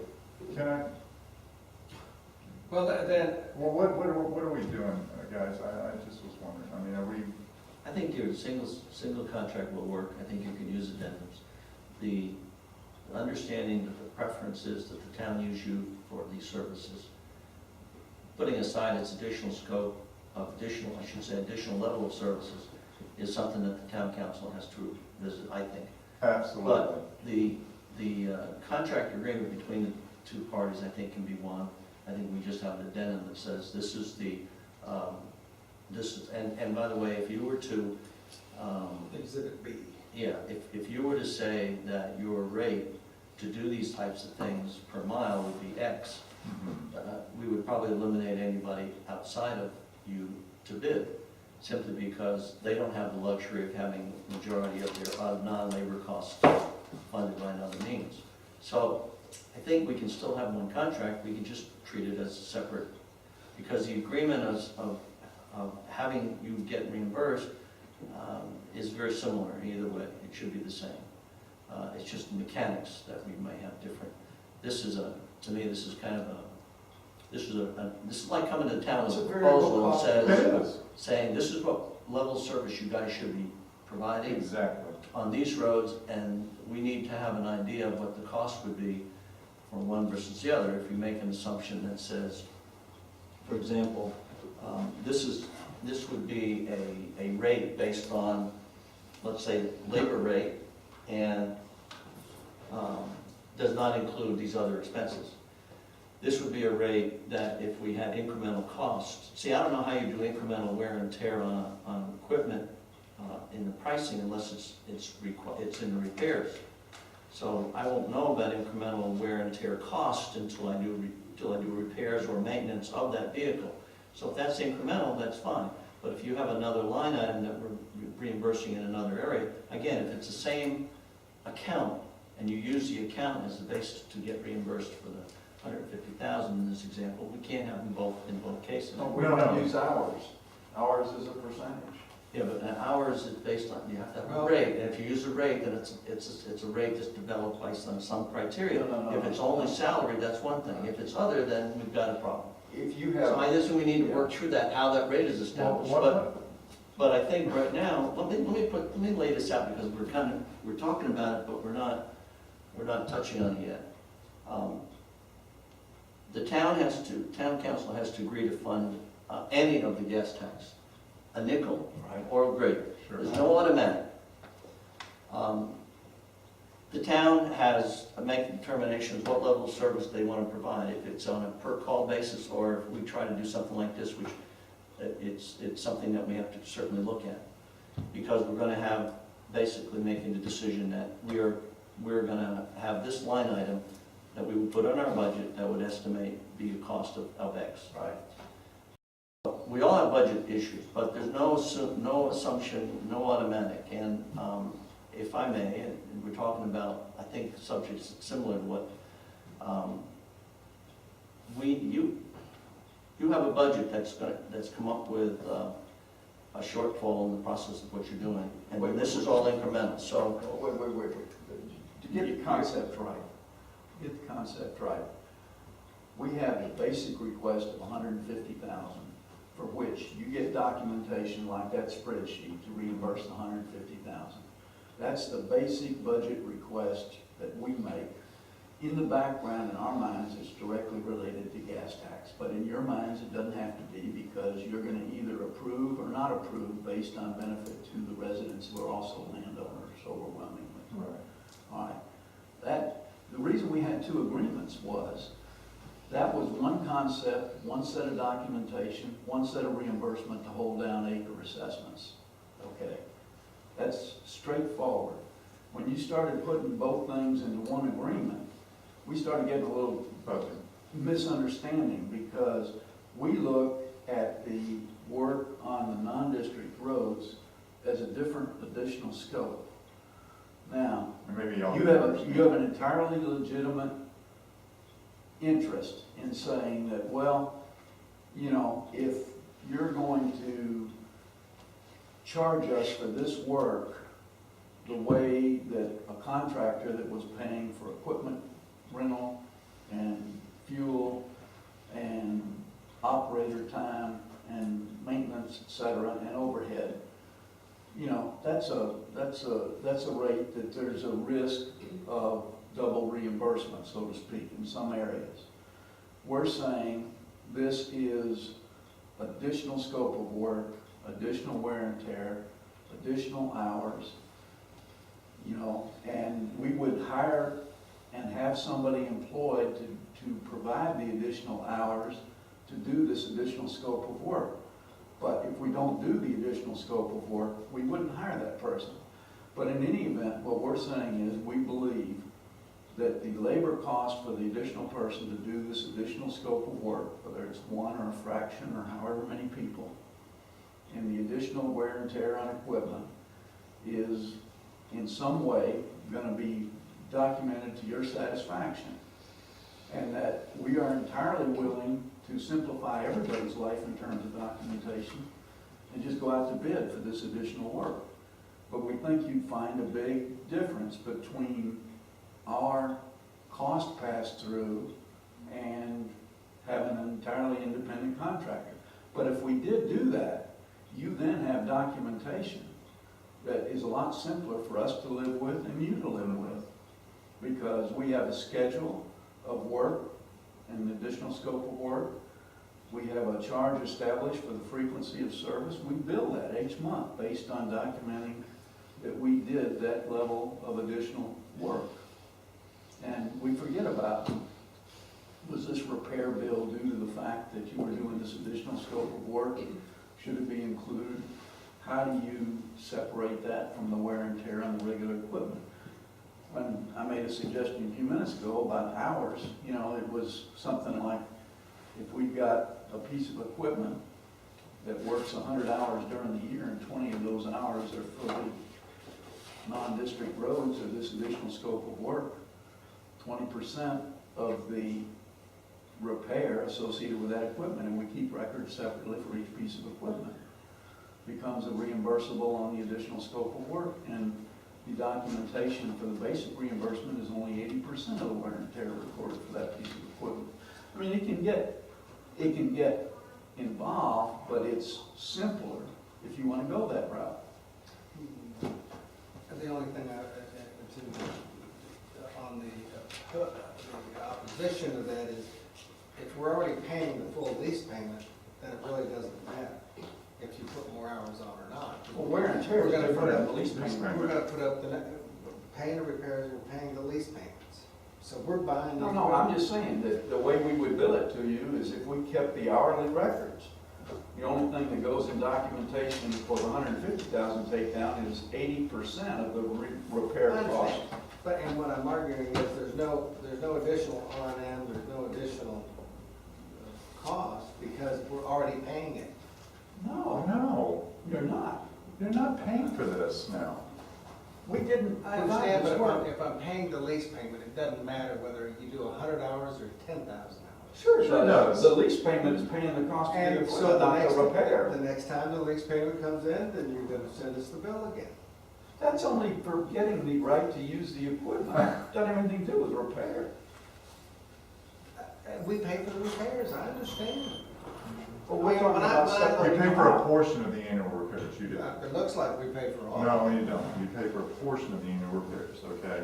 There is an offset in the total assessment that we charge to the landowners that comes from the same landowners and residents paying taxes on gas. That comes back to the town by being able to count the roads that are within the town's municipal The boundaries. gas has nothing to do with. I understand. I know you don't want to do that, Bill, but let me please reinsert that. Because of that particular amount of money the town gets, as a result of the district's roads being certified by the town at the state level and the county interlocal agreement to be able to qualify to receive those Don't wanna go funding. there. I understand You don't wanna that. go I there. know you don't. No, you don't wanna go there. Yeah, you know. Okay, but at the same I'm time, just telling you, if you want me to throw it out, I'll throw it out. I'm telling you now, don't go there. Why? You don't want to know that either. You The don't want. point is, you want an That's agreement for that another says, discussion. we're talking about an agreement that sits in place that you get reimbursed. Hey, let's do this.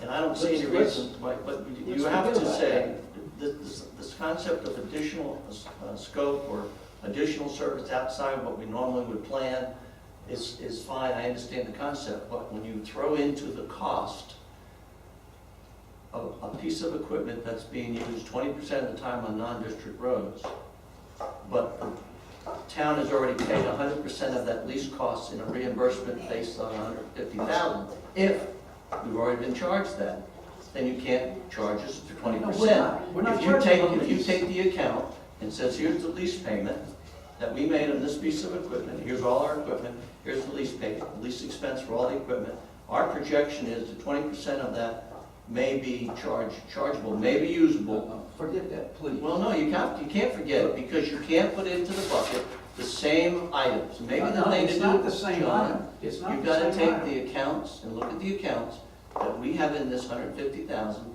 and eliminate those from this incremental, because the only thing incremental I can see is you may spend more for more gas or diesel. No. But if you already have a chart, if you already agreed to be using, for simplicity's sake, the account, this is the account we're gonna send to the town to support our charge, and the account includes normal usage and incremental usage, and it's called gas, Don't forget then you gas. can't pay it twice. Well, the thing is, it's a good example. No, it's not a good an example as tires, engine rebuilding.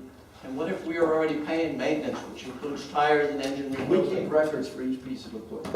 Right, so what if, you're gonna tell us that you're complicating your life by saying, these 4 pieces of equipment we're gonna use for district, this 1 piece of equipment we're gonna use for town, but don't be taking the district No. unit out on town road. No. We keep, Just, let's we say can't kept- do that, I don't let's think say you we guys can kept- do Let's that. say we kept hourly records of how much, this grader was used on non-district roads. And let's say it was 20%. And let's say that year, tires, engine repair, stuff that's not covered, doesn't have anything to do with lease payments. But Let's it say has to that do with amount- what 150,000 we're being charged today. No, we'll say we'll break that out. Well, it is today, is what I'm using. I'm only Oh, using what we have okay. today available to us. Let's To just say, say, this is how you charge us this year. let's say that for your concept and satisfaction, that the first year, you just get Johnny Choquette or somebody else to do this scope of work. And we just document the takedown for our request of 150,000 associated with, however we believe it's associated with gas tax revenues. And we give you the spreadsheet documentation to take down 150,000. Right. And we reduce our employment, and we make other cuts so that we don't have the personnel and the capacity or the expense coverage to carry on this additional work. And let's say you experience a year of going out to contract bids. And the next year, we'll bid along with the other contractors for the renewal of the contract. Okay. And we'll bid it based on what we believe to be our incremental cost. Okay. Incremental cost of people, incremental cost of repair and maintenance, And that's fine. assuming we can use the same equipment that we've got. That's fine, but it's contrary to what the council's already stated it wants to do, so why even go down that path? I mean, Well, I want because you don't believe use, us. I want to use the district. Well, I want you to use the And district. so does but you're everybody in creating- the council, so why but you're would you even creating- say, let's do something other than that? Well, you It know, doesn't make sense. I It guess, makes sense only to make an argument to say, why don't you spend $200,000, and then the next year come back and the district will show you how you can do it for $100,000. I guess what I'm That's, concerned about, well, we're just saying, we're not talking about the district not being involved in town can we, roads, so let's what move on would forward. what would best, I think best be served, instead of trying to reinvent this wheel, is there a way we can come to an agreement just on the public roads portion of the original intermodal agreement? This came as an afterthought, it was thrown together very rapidly, not this one, but the, Well, I think in this one, you need to give, unless you don't want to, I would say you gotta give the town the ability to hire you guys to do that stuff, unless you don't want to, that's fine. no, I'm talking about the district road requirement. talking in that agreement, one agreement. The only other piece is section 3.2, the agreement may be terminated by either party upon 30 days written notice given by either party. Who cares about, there's no breach or non-breach or breach or whatever. There's a different concept here, and we really got to go back to two agreements. I mean, you guys, you know, are creating a situation where I think you've got an entirely different concept than we do in terms of the basic $150,000 takedown. And we're willing to document that to whatever audit I satisfaction you understand, need to. and I think you've done that. Okay, let's say that's done, let's have a separate agreement that covers that so it can be duplicated for the coming year. Then you have our full willingness to work with you on whatever basis we can reasonably come to And do a price. additional work. For that additional town road maintenance. 4.1, you need to remove, about the fifth line down. What agreement? I'm in your district road agreement, 4.1. It's 3 of 6. Yes, 3 of 6. Okay. 4.1, you need to remove from the agreement, there's a line that begins, the manner provided herein, town shall exercise. You need to remove those next 6 words. Because if that's the case, then there's an issue that I'd really rather not discuss. Because that is to the heart of the issue. Now, wait a minute, the only control you have is that we document auditable records to take down the money. I'm telling you, you need to remove those 6 words. Well, maybe we don't have an agreement. Town shall exercise no control over or responsibility for the improvement made by. I mean, no responsibility on the town's behalf is your benefit. You're not the sued party. The town in a minute, so That's not you the don't issue. want to say, That's not the issue. you don't want to say, right, it's not the issue. That's not the You issue. don't want to take that out and have it just say that here in town shall, what's it, for the improvements, what does it say? Town shall, what would it say without that? Town shall, what is it? You crossed out some words, but I'm not sure what's left. And you don't need that sentence. That sentence. In that manner. Okay. But those particular words, and further down where it says responsibility, those particular words are absolutely an anathema to the issue at heart. I'm just telling you.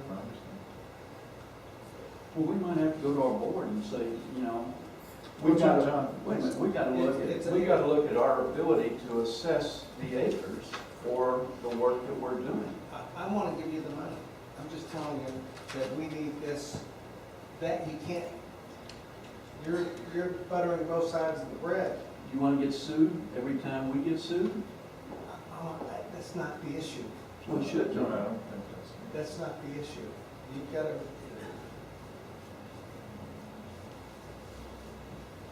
it's. Anyway, we just make these recommendations, give it to our legal It's team. 12 o'clock, can and we let take a them 15-minute break, review it. 10-minute break maybe? Yeah. Yeah, that's good.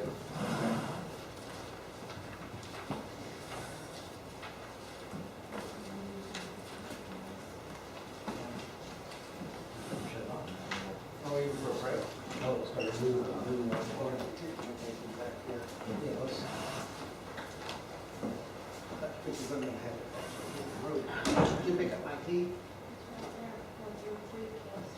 Oh, All right, come on, you slow down that process. I'm slowing down progress, huh?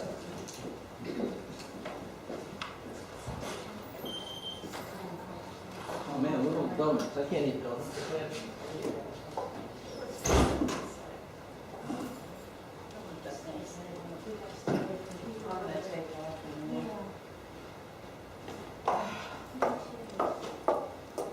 I've got a problem with community of hope I have to resolve today on an accounting nightmare. And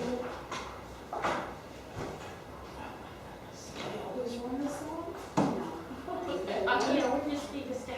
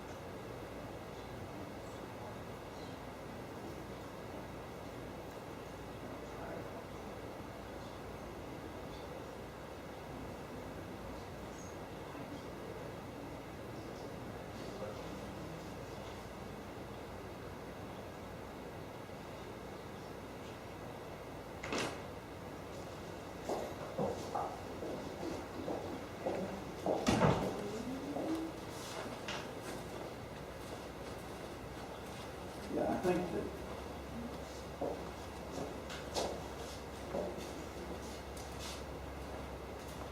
I think they were assuming that that was on non-district roads, was all moved in, but it's a breaking base.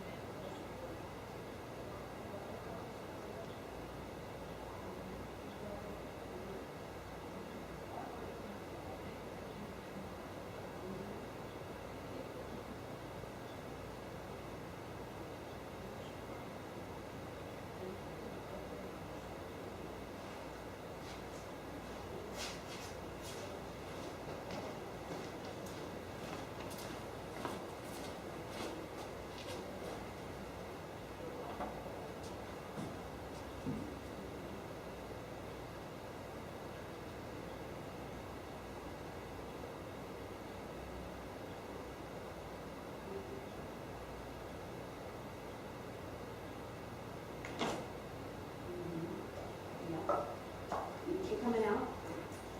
Yeah. Ooh, that's tough.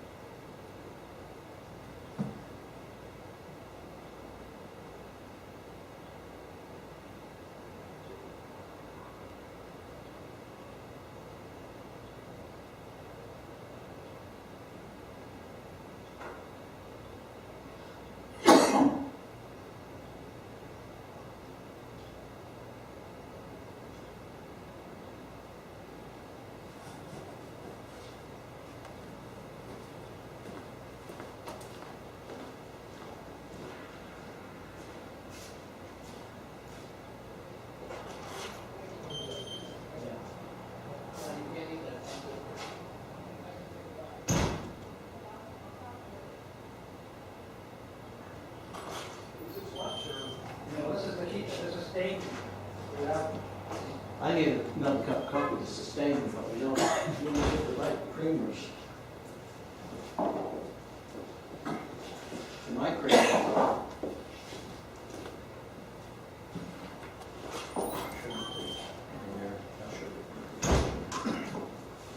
How's the Joe? You tried it, Joe? Is it okay? It's good. Is it good? It's good. Get some. Just need to reconvene. Wrap it up.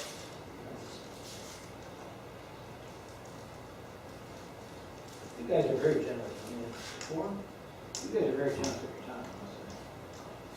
I'm jealous of For hard-working nursery guys like you both are. Actually, I admire that. this is air-conditioned work. Well, yeah, I guess it would be a little harder out there, wouldn't it? Yeah, that's right. You forgot, man, you put us in a nice spot.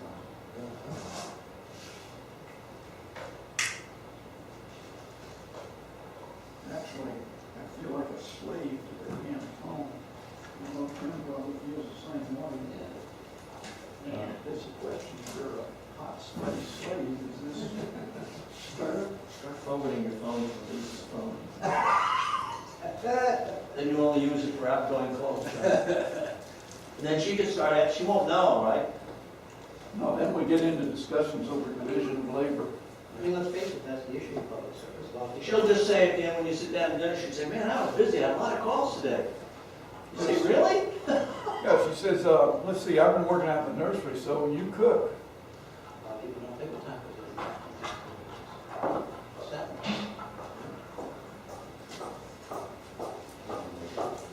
Hey, I want to talk to you about these shoes. When you have a meeting, you need to wear rubber soap. So you get up and walk back again. How Right? many I'm shoes going. I've destroyed from the sand and the dirt out there? You need to I put in lose your the heels. jeans. I lose the heel taps, it makes them so loud. And in your chains. So I Put just don't something even. comfortable on. You can wear, as far as I'm concerned, you can wear loafers. Yeah. But they need to be in here comfortable. And then you, but I tell you, sometimes you've got, you can hear a pin drop because of whatever's been going on, and you have to leave, it's just fun. But you can be comfortable, I'm sure your boss wouldn't mind you I'm really very coming out. comfortable, actually. That's quiet. They're just loud. They just, like I said, I've destroyed We know more shoes it. out here. Well, I understand that part. I understand that, you don't want to throw shoes. Mm-hmm, I You have. don't get a shoe allowance? No. Okay, no, I mean, I saw everything at the holy shit. Yeah, no, I gotta go. This is all your stuff, right? Yes. Yeah. Bill, you're leaving? I am. Okay, before you leave, I just need to know, are we gonna be able to come to an agreement that there's two separate agreements, or does it have to be one? I still think you can do one. We're gonna convene, we're gonna talk about it. Can we talk about that? Yeah, we're gonna talk about it right now. Okay. Should be done in 10 minutes. All right, great, thank you so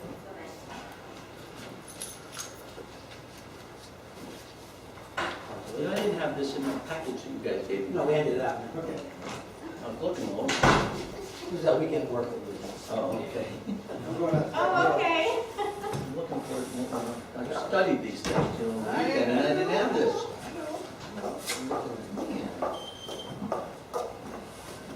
All right.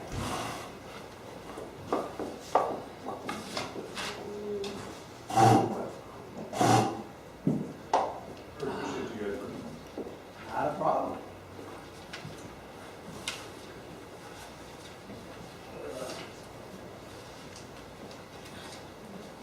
Okay, we're gonna reconvene after the break. It's 12:10. Off the record, please ask me if we're gonna be able to agree on the agreements. And actually, Councilman Rocket, I think, has a proposal. Do you want to Yeah. elaborate on it and go forward? What I'd like to do is to ship this marked up copy that Bill prepared to each of our legal staff to say, this is an option that was proposed by the town. Can you look at the proposal and provide us with yay or nay or changes that you think are required to the proposal, and then get it back to us, maybe for our next intergovernmental, if we can have it done by then. Good. And then, I think you guys, I would expect, this is your call, I would expect that you would, raise the points about we're trying something different, and, we have a preference, and so on and so forth. And let's see what we might get back from those guys to help us move through this. I like the idea of one agreement. I think if we're, I'll make a motion, we provide that to our respective attorneys for feedback by the next. I'll second the discussion. Okay. And in regards to discussion of, I think we may be able to use this agreement with the changes.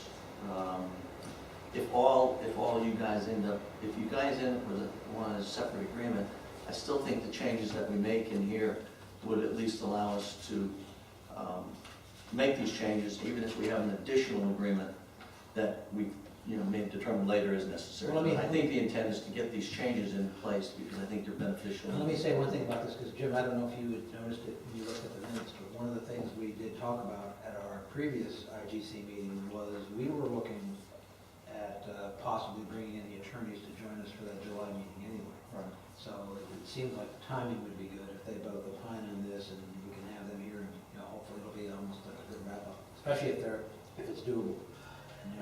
Issues. When's our July meeting? We have to set that. We have to set it. Let me just say this. We've got our backs up against the wall, time-wise, with the budget for this coming year.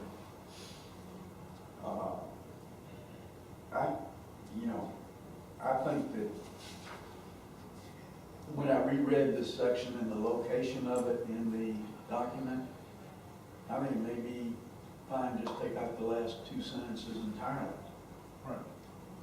And if that solves their basic concern there, think we could live with that associated with the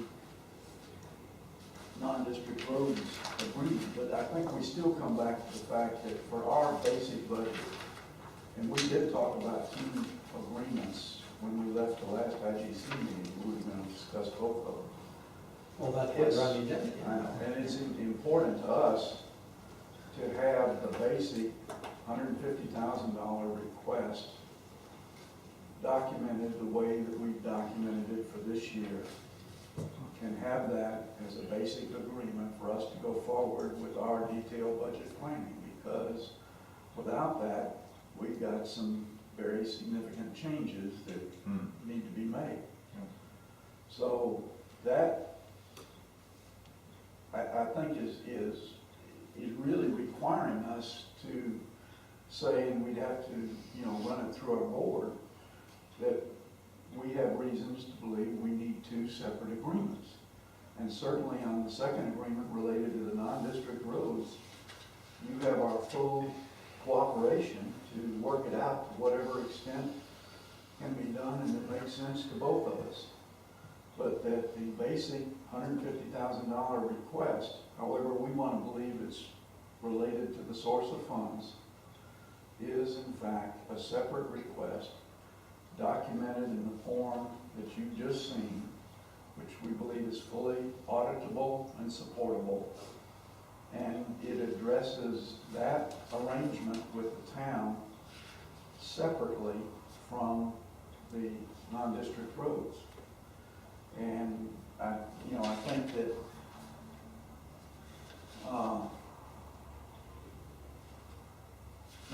it's just that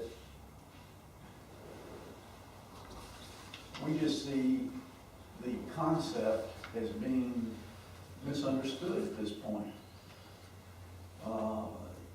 I think you approached these discussions, and Bill approached these discussions, and Jim maybe to some extent, thinking that all that work has traditionally been done. It has not. That's a recommendation for additional responsibility the town has that the district has never had under its enabling legislation. It's separate. Is that true? I mean, did y'all think that we were? That's what I thought you were saying, just the same thing, just packaging it differently. No, sir. But that's fine, now that we know that, it doesn't change the fact, it doesn't change my opinion that we have one agreement and you just have an addendum that says, this is the 150,000 type of thing, this is the other schedule, those become schedules as falling under an agreement that you will be reimbursed. It's just a different set of authorizations and documentation. Well, are you saying you're against actually having the attorneys look at it, or? Well, I think it's premature. I mean, if you tell them, look, we want one agreement, and they're covering different concepts entirely. See, here's the issue, and I know Mary's not here, and I don't want to be an attorney, but we have enabling legislation that statutorily requires us to provide certain work for an assessment rate given to us, and only on the works of the district. Those works of the district are addressed in this one amendment for public roads within the town of Waxahachie Groves. That provides a funding mechanism to offset the statutorily required maintenance expense that we collect assessments for. To incorporate the other roads into here that are not the works of the district has to be done on a separate contractual basis. That would be like me, like the county coming in and saying, because our Folsom Road right away goes through your town and that's a county road, or Okeechobee Boulevard, then for us to work together on an interlocal agreement, you have to incorporate Okeechobee Road into your maintenance obligations. And the town has no statutory responsibility for that, nor does the district. So that's the legal difference there. And that's one of the reasons why these agreements, this was done first, and then all of a sudden we said, hey, let's do these side roads. They need help too. You guys came to us and said, we need to start working with these towns. And Mr. Gerald did, and everybody said, okay, let's have another agreement for those because they're not under our statutorily required obligation. We can't spend money on those roads without having a separate agreement. And perfect example, South Indian River. I think in the past you South- requested, right? Because you did courtesy grades. Courtesy grades. And that was like, our attorney was like, South Indian River Water Control District is a good example of this, in that Indian Town Road, I think, what other road? It's, what South Indian River is, Jupiter Farms Road, is a county-owned road. They have a contract or an interlocal agreement with the county to provide mowing of that road. Separate from their obligation to the landowners they collect assessments from, they have a separate agreement with the county to provide maintenance services on that road that is separate, and they get paid by the county to do that work. Same principle here, it's different statutorily. Okay.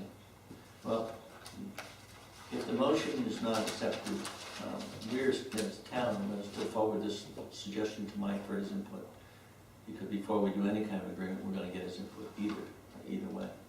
I would suggest that we give it to both attorneys, let them, because we're not the legal representatives, let them tell us the same thing. Let Mary tell you what you already say, you'll probably be told.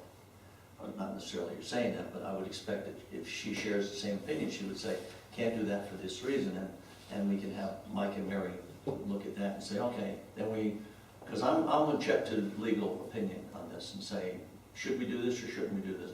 But the changes that we would, if this one agreement is one of two agreements, if it ends up that way, the changes that we were requesting in here still are being requested. Okay, so I think we still need to send this to our legal staffs to bless, one, the changes and the concept of maybe combining both previous agreements into one and get the feedback from both of them. Okay. I think that the motion would suffice to do that. Okay, Whether you don't agree, you don't have to agree No. with the one agreement, I think, but I'd like to get there. Can you amend your motion, and I would have to amend my second, to say, A, review this in terms of a single agreement change, and B, as a separate item for review, these changes incorporated into a combined agreement with the other road maintenance agreement. In other words, look at it upon itself as a separate agreement like we've been doing with these changes, and also look at it with the changes incorporated, but also somehow merging the two and why it can or cannot be done.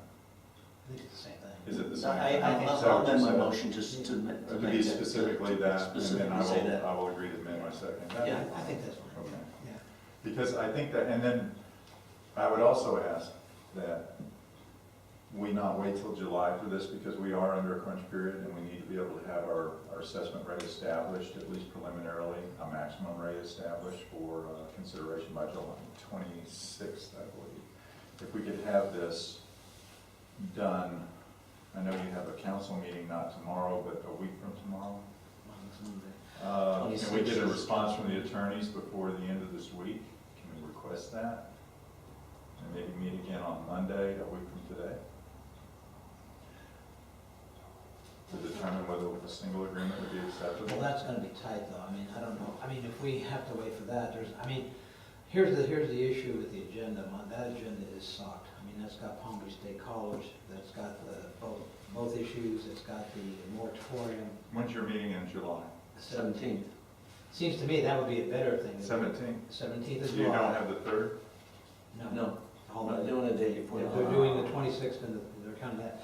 But what I was gonna say is that we could make sure that we move our IGC up. That probably would work with the attorney's schedules too. I'm sure they could get us, what we need. I'm trying to look here to see, I'm talking about schedule, not the changes, the schedule. What do you think of the schedule we're talking about? I think we're gonna need a pretty quick turnaround of this review.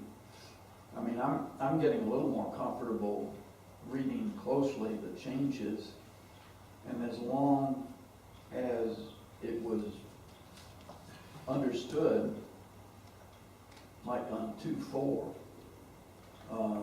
that as long as it was understood that the invoice for the $150,000, which might be established as amendment number 1, because we said under 2.1, we said as determined through an amendment process each fiscal year.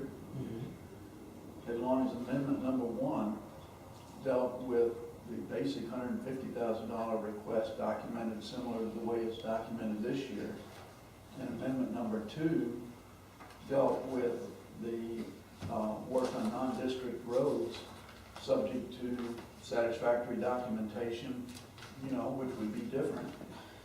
As long as if we do that, maybe these things can be combined into Well, one yeah, the agreement. structure might need to be changed a bit.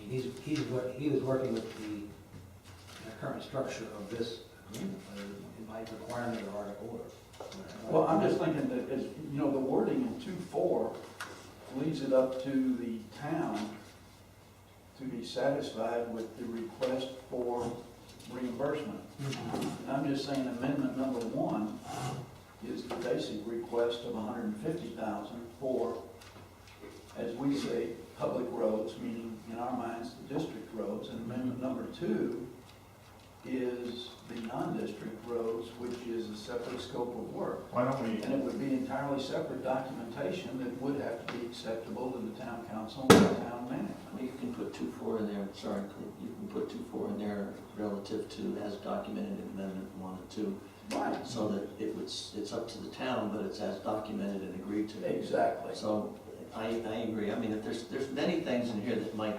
need to be looked at because you change one, you have to take a look at the others. That's what I was trying to think look at. And I think we can do that where we have things like that used to be only one item, Mhm. and you said, made a statement right in the body of the agreement that if you have more than one item potentially, that you refer to those more than one items as we'll spell out there.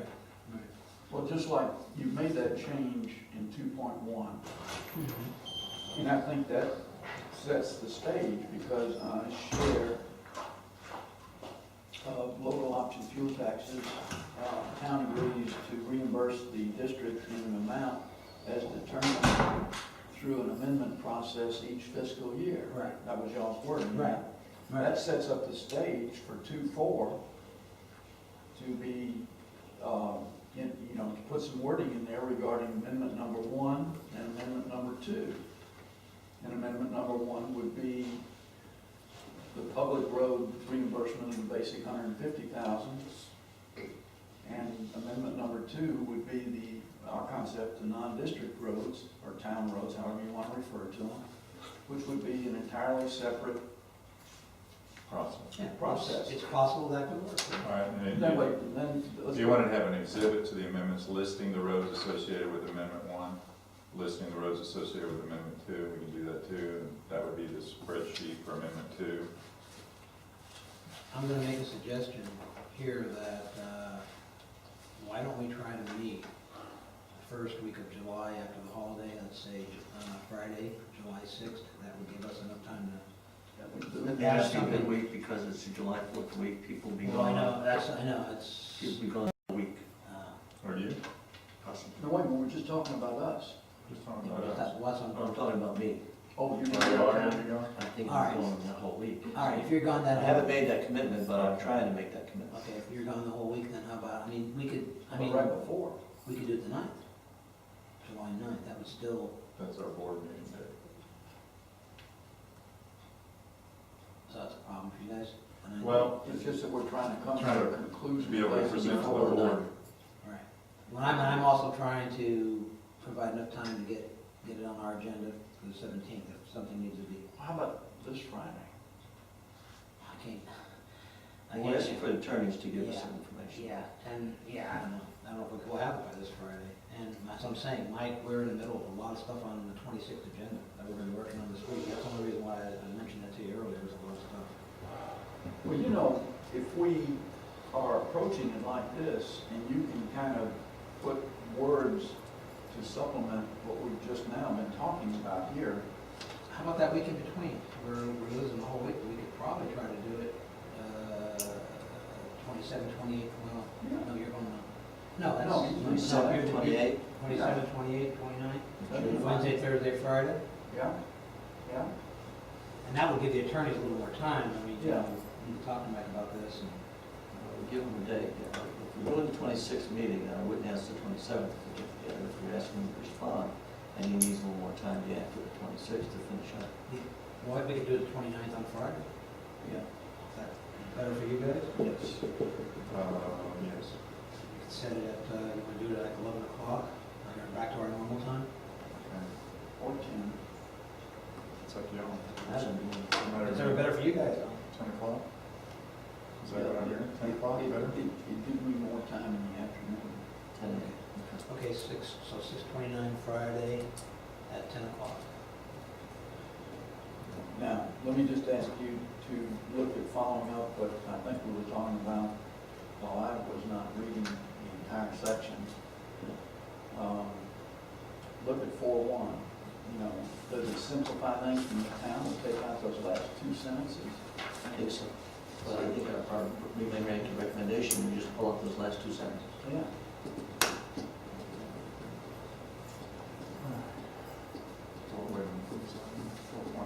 Last two sentences, just the way the last two sentences. Yeah, that may, because those are the two sentences that Confused. he was deleting. Well, you're actually talking the last three sentences, I think. Yeah, starting from town. You're starting from here, town shall. Is that what you Yeah. had in mind? Yeah. I missed the Yeah, word. yeah. Yeah, so you're talking, okay, That might be sufficient. we can talk to them about that. Yeah. But for both of us to say that's the approach to start, so that Mary can see the same kind of thing. Yeah. Yeah. That's what I'm thinking of. And I think that keeping the amendment concept to this basic thing and keeping those as separately billed and documented. And, you know, I understand their concerns, and I think that we're in full agreement that what we're trying to do is to make this like incremental or variable cost work for the town. And it's the documentation of time and cost that we gotta come to agreement with, and I don't see any reason we can't. If we can, Are you still in the discussion, or can we do a vote on this? We need to take a vote. well, I'd like to do discussion. Okay, go ahead, keep going, all right. So will us not, can we come to an agreement? My concern is we're talking about Amendment 1, Amendment 2, Amendment A, Amendment B, whatever you want to call it. Will the agreement, depending on the attorney's review, be held up being approved if we can only agree to Amendment A or Amendment 1 as this part of this agreement in terms of scope, documentation, and everything? Can we get that partially approved? Can we get the agreement approved with Amendment 1 without having both Amendment 1 and 2 approved? Because Amendment 2 is going to take some time to be able to show you where we're coming from. I would think we could, and if nothing else, we can say Amendment 2 is, in legalese, being developed. Can we do that? Then it would say, I That would help a would lot. think. Yeah, I think it's gonna Can depend we do on what that? they have to say, but, you know. Yeah, if they agree that we can make one agreement, and then the wording is, pretty much gives us that option, then we can say, you know, if you have to say it in the body, that as available, it's 1 and 2. Maybe. Or if you have to say Amendment 1 and 2 specifically in the body, then you, if you can as an attachment, Amendment 2 says, yet to be determined, if that's sufficient legally to accept the whole. Well, as a practical matter, you need to know about the amendment, what we're calling Amendment 1. That's very soon. That's right. Amendment 2 can be deferred somewhat. I think so. Right. No, I agree with that. Okay. Okay. And maybe in the agreement, we just use, the attorneys come back and say, maybe as a suggestion, Mark, that they say, as this agreement is further described in any subsequent amendments. And just leave it at that, and then you have Amendment 1 and Amendment 2, and then Amendment 3 and 4. if you I'm want. reluctant to say, I think we need to be very adaptable on the fly here, because, I mean, you put two, this is not a negative comment, you put two attorneys together on top of everything we've I done. know. We could get something that's completely different than what we're all thinking, so. Well, I'm just But, you know, I mean, but I think that timeline-wise, the if you amendment are and 1 getting and into a 2, scope creep. I think is addressing our main time concerns. yeah, Amendment 1 is the key. Yeah. I understand. All right, then I think we're ready, we ready for a vote? All in favor? All right. Aye. All opposed? None. Okay, good. All right, so I think that concludes today's business unless we decided to defer old business. So does anybody have any new business they want to bring up? Well, I just, not new business, but just clarification. Are you going to write a clarifying email to Mark, or Mike, as far as what we're looking for, so that I can get with Mary as well? Or? Are you saying, well, yeah, I can, I mean, are you How are you saying? gonna approach Mike about getting this done? I'm gonna call him. You're just gonna I'm call gonna him? call him after sake of regular time. Okay, I will call her. Yeah, Just yeah. so we're on the record. Yeah, Okay. yeah, I don't, All right. I got a number of things I gotta discuss with him about, so. Okay, I okay. lump it all in Both of y'all have the document pretty much marked up, right? Well, I just have comments here about having a separate amendment. one. Well, we haven't made any substantial changes other than what's been passed out and what we discussed. We've made some tweaks, basically. Do you want to make We're basically one taking copy this of, one out, you though. want to make one copy of, and just fax it back over again and Yes, say, this you might do be that. all the things that So we use the we same. think we've agreed to look at. And again, we're gonna ask Mike, I think part of what's gonna happen is we're gonna send this to him, say, these are suggestions, Right. but he's gonna come back and say yes or no. But we need one final copy that we all would say is, represents. Yes, could you? All right, well, once I talk, yeah, having said that, once I talk to him, and then if I send him something, that will be in an email, because I'll be transmitting this with probably some additional clarification along with the And agreement. then I can forward that to Meredith. to make sure Yeah, it's the same I'll thing. copy you on that, and you can. The only thing that may be a variance with what we initially were talking about is this section 221 of the non-district road agreement. Okay, you on there, John. Page 2 of 12. I thought we were throwing all that out and saying that Well, the other one I'm is the master. essentially saying, yes, but to the extent we were talking about. What are you saying, now what are you saying about that? All right, this said insert into new agreement. I think we're talking about not including this in the new agreement and just dealing with whatever needs to be dealt with as part of Amendment 2. Yeah, that's not part of the master agreement. I understand, but it says here, insert into new No. agreement, so I didn't want to give that instruction to the attorney. No, he's not, you're only gonna do the master public. Well, I'm actually gonna give them both, as Oh. Bill drafted it up, and I'm gonna clarify.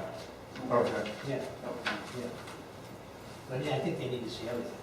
and then our next meeting date, when do we determine? June 29th? June 29th at 10 o'clock here. Is that Friday? Yes. Yes.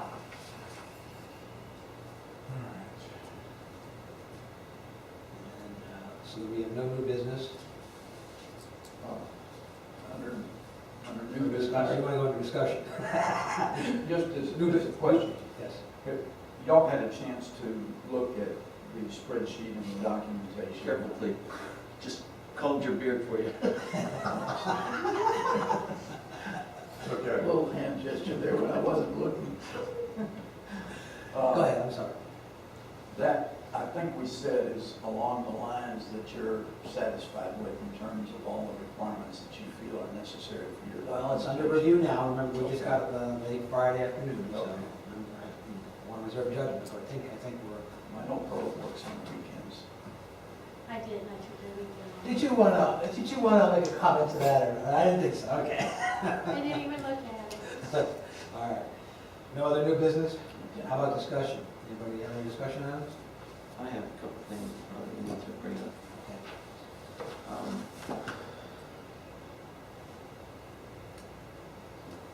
I don't want to offend anybody, so I'm not intending to do that. Let me tell you my perspective, and let me tell you what my position is relative to any funding of the district budget, whether it be through 150,000, whether it be through anything else. I have my critical hat from a financial perspective is that the district, and I guess that means Cleveland Company, have to approach this current budget on the basis of the assessment that was a year ago, not this current year's assessment, as a revenue source and the only revenue source that includes any town support, based on coming up with what I'll call a base plan. It would, of course, to get there, you would have to do all sorts of magical things to survive on just the assessment, again, a year before last year's $11 plus increases, I recall. That would be something that I think, I would recommend that you do, but I would recommend also that the council has available to them when we discuss the level of funding. The next, of course, that would have to outline certain things, and things that I would say are important to consider. Again, it's not to be inflammatory, is one, that there's no increases granted to any employees of the district. 2, that there be a consideration to how benefits are funded, whether their employees pay a share, a bigger share, or whatever the share might be.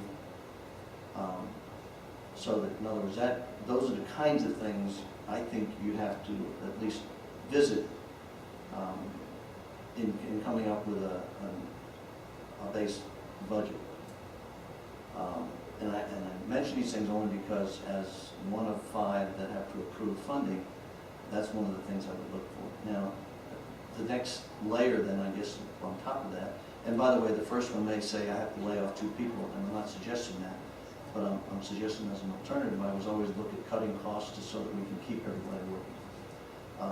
Then the layer, that maybe 2 more layers in my perspective, is the next layer might be, and if they're modules, they can be interchangeable, is that you might have additional work to the town that we haven't had in the past, that if we use this as an example, or as a point, kind of a mark, a line in the sand, said this would bring additional revenues to the town, to the district, and those revenues would, let's say, offset some of the shortfall that we had to compensate for in the first step. In other words, we can put some of that back. Whatever we took away, we can put it back. But again, it's a separate module. And the last one really is, I guess, the last one maybe has to be the last one, where you say, we can get here, here, and here, but when we're all said and done, I still need, some number. And I don't want to suggest it's 150 or 250 or 50. I still need a number. Now, it's a little difficult without actually massaging some of the numbers. Cleve, I say this to you because I've done, I think, what you have to do. But I think those things at least need to be looked at and presented so that the council has a flavor for what it would take and what we can avoid having actions to take if we do certain funding laws. That's what I think we need to see, and that's what I would like to see. Now, I have to leave it up to you to take a look at those things. I know you don't have to agree with actions, as I've been through budget processes too. I don't necessarily have to agree with something. I'm acting as an assessor of what can be done, what has to be done to get to a certain point, if that's the point we have to arrive at. And then I think we make a better case as to, if you don't do this, then this is what the district can do, and the district can do it. All right, So those are my thinking of things that we need to. the only comment I have, and please correct me, but it's either 5 or 6 years that we have held the base rate based on. And before that, gas we tax held it funding. 7 years. And we did it with the help of the town. Right. No, No, not before, No, not I'm before talking about the last incorporation. last 6 5 years years, or so, yeah. I'm aware of that.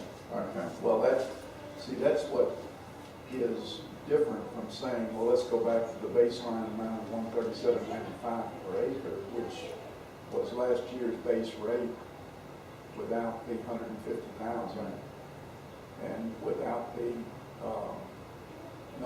with the $150,000, but not including the $13.50 per acre that was Right. the referendum, the election process, and the law of legal compliance. So the $137.95 that you're looking at does embody assistance revenues from the town, which has held it to that rate for several years. I understand. So, I didn't make the comment without thinking of how it was. Well, it's also not a linear relationship too, there is a base amount of resources that we need to maintain here where, and you can, I think Mark would agree with me to some extent, and he hasn't been like as small as we are in his past places. I'm not going to put words in your mouth, please don't misunderstand me. But in terms of emergency response, in terms of being able to pull other people off, if we were to lose more than what we have now, we would be at a deficit that would actually probably require a makeup of outside contractors in an emergency situation, especially in particular. And then you're at the mercy of well, are those folks going to really give you the attention that you need that maybe their larger client down in Boca is paying a lot more money is going to want at the same time as we want it? Where do you think they're going to send those resources? And that's something that I know the town has to consider too, and it's emergency response. So we can look at it in an apples to apples relationship, but I don't think we can effectively. I think that if you were to do this the way you're suggesting, not to say that we can't justify every expense that we have all the records, it's a public record, we can present it. There is a base amount, and there's also an intrinsic, or not an intrinsic, but a, what's the word? Inherent? An inherent amount of benefit you're getting that is supplied by people that own their job versus rent your job. And when you go out to a contractor, they rent that job from you because they have other contracts that they can do it. The people that you keep here, you want to keep happy. You want to keep them you want to keep them encouraged. You want to make sure that they feel secure in what they're doing. And so when we start talking about, well, if the town doesn't do this, then I've got to lay off 2 people. The only part that they're going to hear is that 2 people will be laid off. Okay, so I would like to be very careful about how we present that. If that's some kind of direction that you feel like you need to be satisfactory or to make a reasonable decision. I don't want to go out there and say, if town doesn't do this, then I'm going to lay off 2 people. I would rather not go that way. Okay. Well, I think. At the same time, I think the service delivery out here is far in excess of what anybody in a similar district or even a larger district can get. I'll get off my soapbox. I'm just saying that there is no entity out there that grades their roads as frequently as this community and this district does. No. And I wouldn't argue the point because I don't know enough to argue. I would say to you that this is something I'm looking at, and I would recommend to the council that it is presented. If I was to have to address the base, as I call it, and we have to cut costs to get to that base, equivalent to about $150,000, if not more, in today's environment, then I would say we have a resource that we have to reduce. We have to reduce salary, we have to do benefits, we have to reduce these things. The way to reduce those things is multiple ways. One of them is to lay off people, one of them is to cut benefit costs. And if you have a sharing of benefit costs, that's a way of cutting benefit costs. I don't know what your level of benefit contribution from the employees are. I don't know that if it's not 50%, then there's room to look at it. Mm-hmm. So I'm assuming it's closer to 100% we pay for their benefits, about closer to 100. Now, if it's 80, then that might be more of an industry statement because that's more what I'm looking at. The whole idea is look at what has to be done, and you can say I have to cut cost, and I have to do it to this amount, and you fold in the savings that you may have on that you should have on maintenance of roads with the OJM. You have to address that. I think you have to address any savings that you have to do if you're proposing to those that have OJM in their assessment, where it would include road maintenance, and now you don't have the same road maintenance for them. You have road maintenance for the town as a whole, but you have less maintenance costs. I would look at all those things. I mean, I would look at all the things that would include, if to get to this point, I might have to cut salary 20%.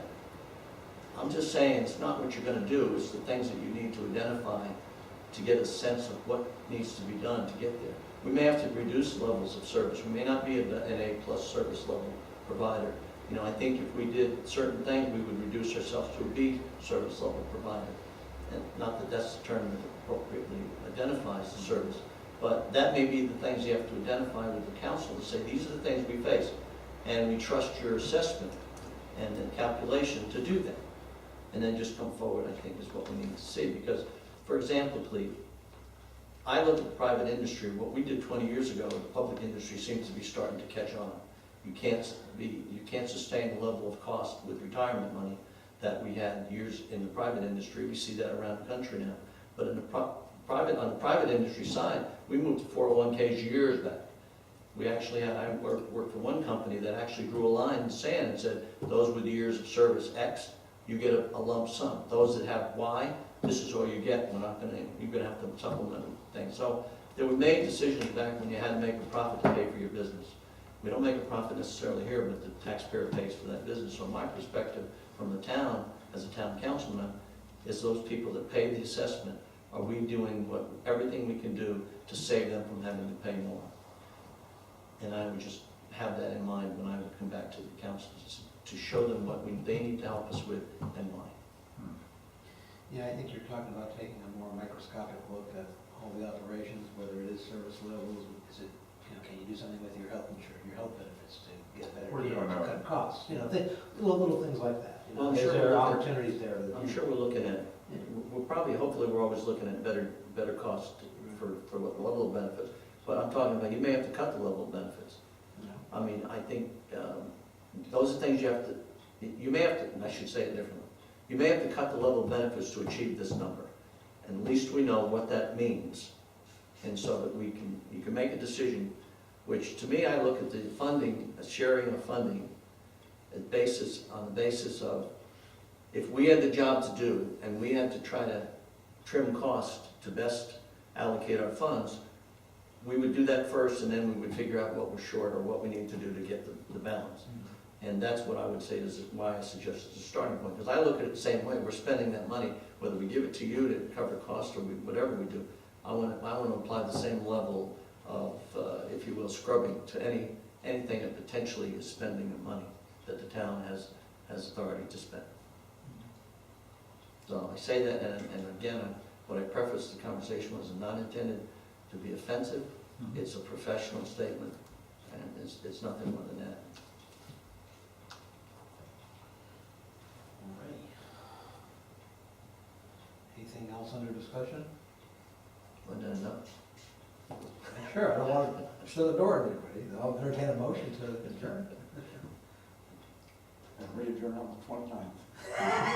That's a break meeting. Do we make a motion? Was that a motion? There's a motion. You got a second? All right. Okay, we're done. Thank you. Thank you, guys. Thank you. Now I gotta go work in the hot sun. Yeah, you do. I'm gonna try to do some of my errands that didn't require me to get out of the car. Now I gotta go figure out.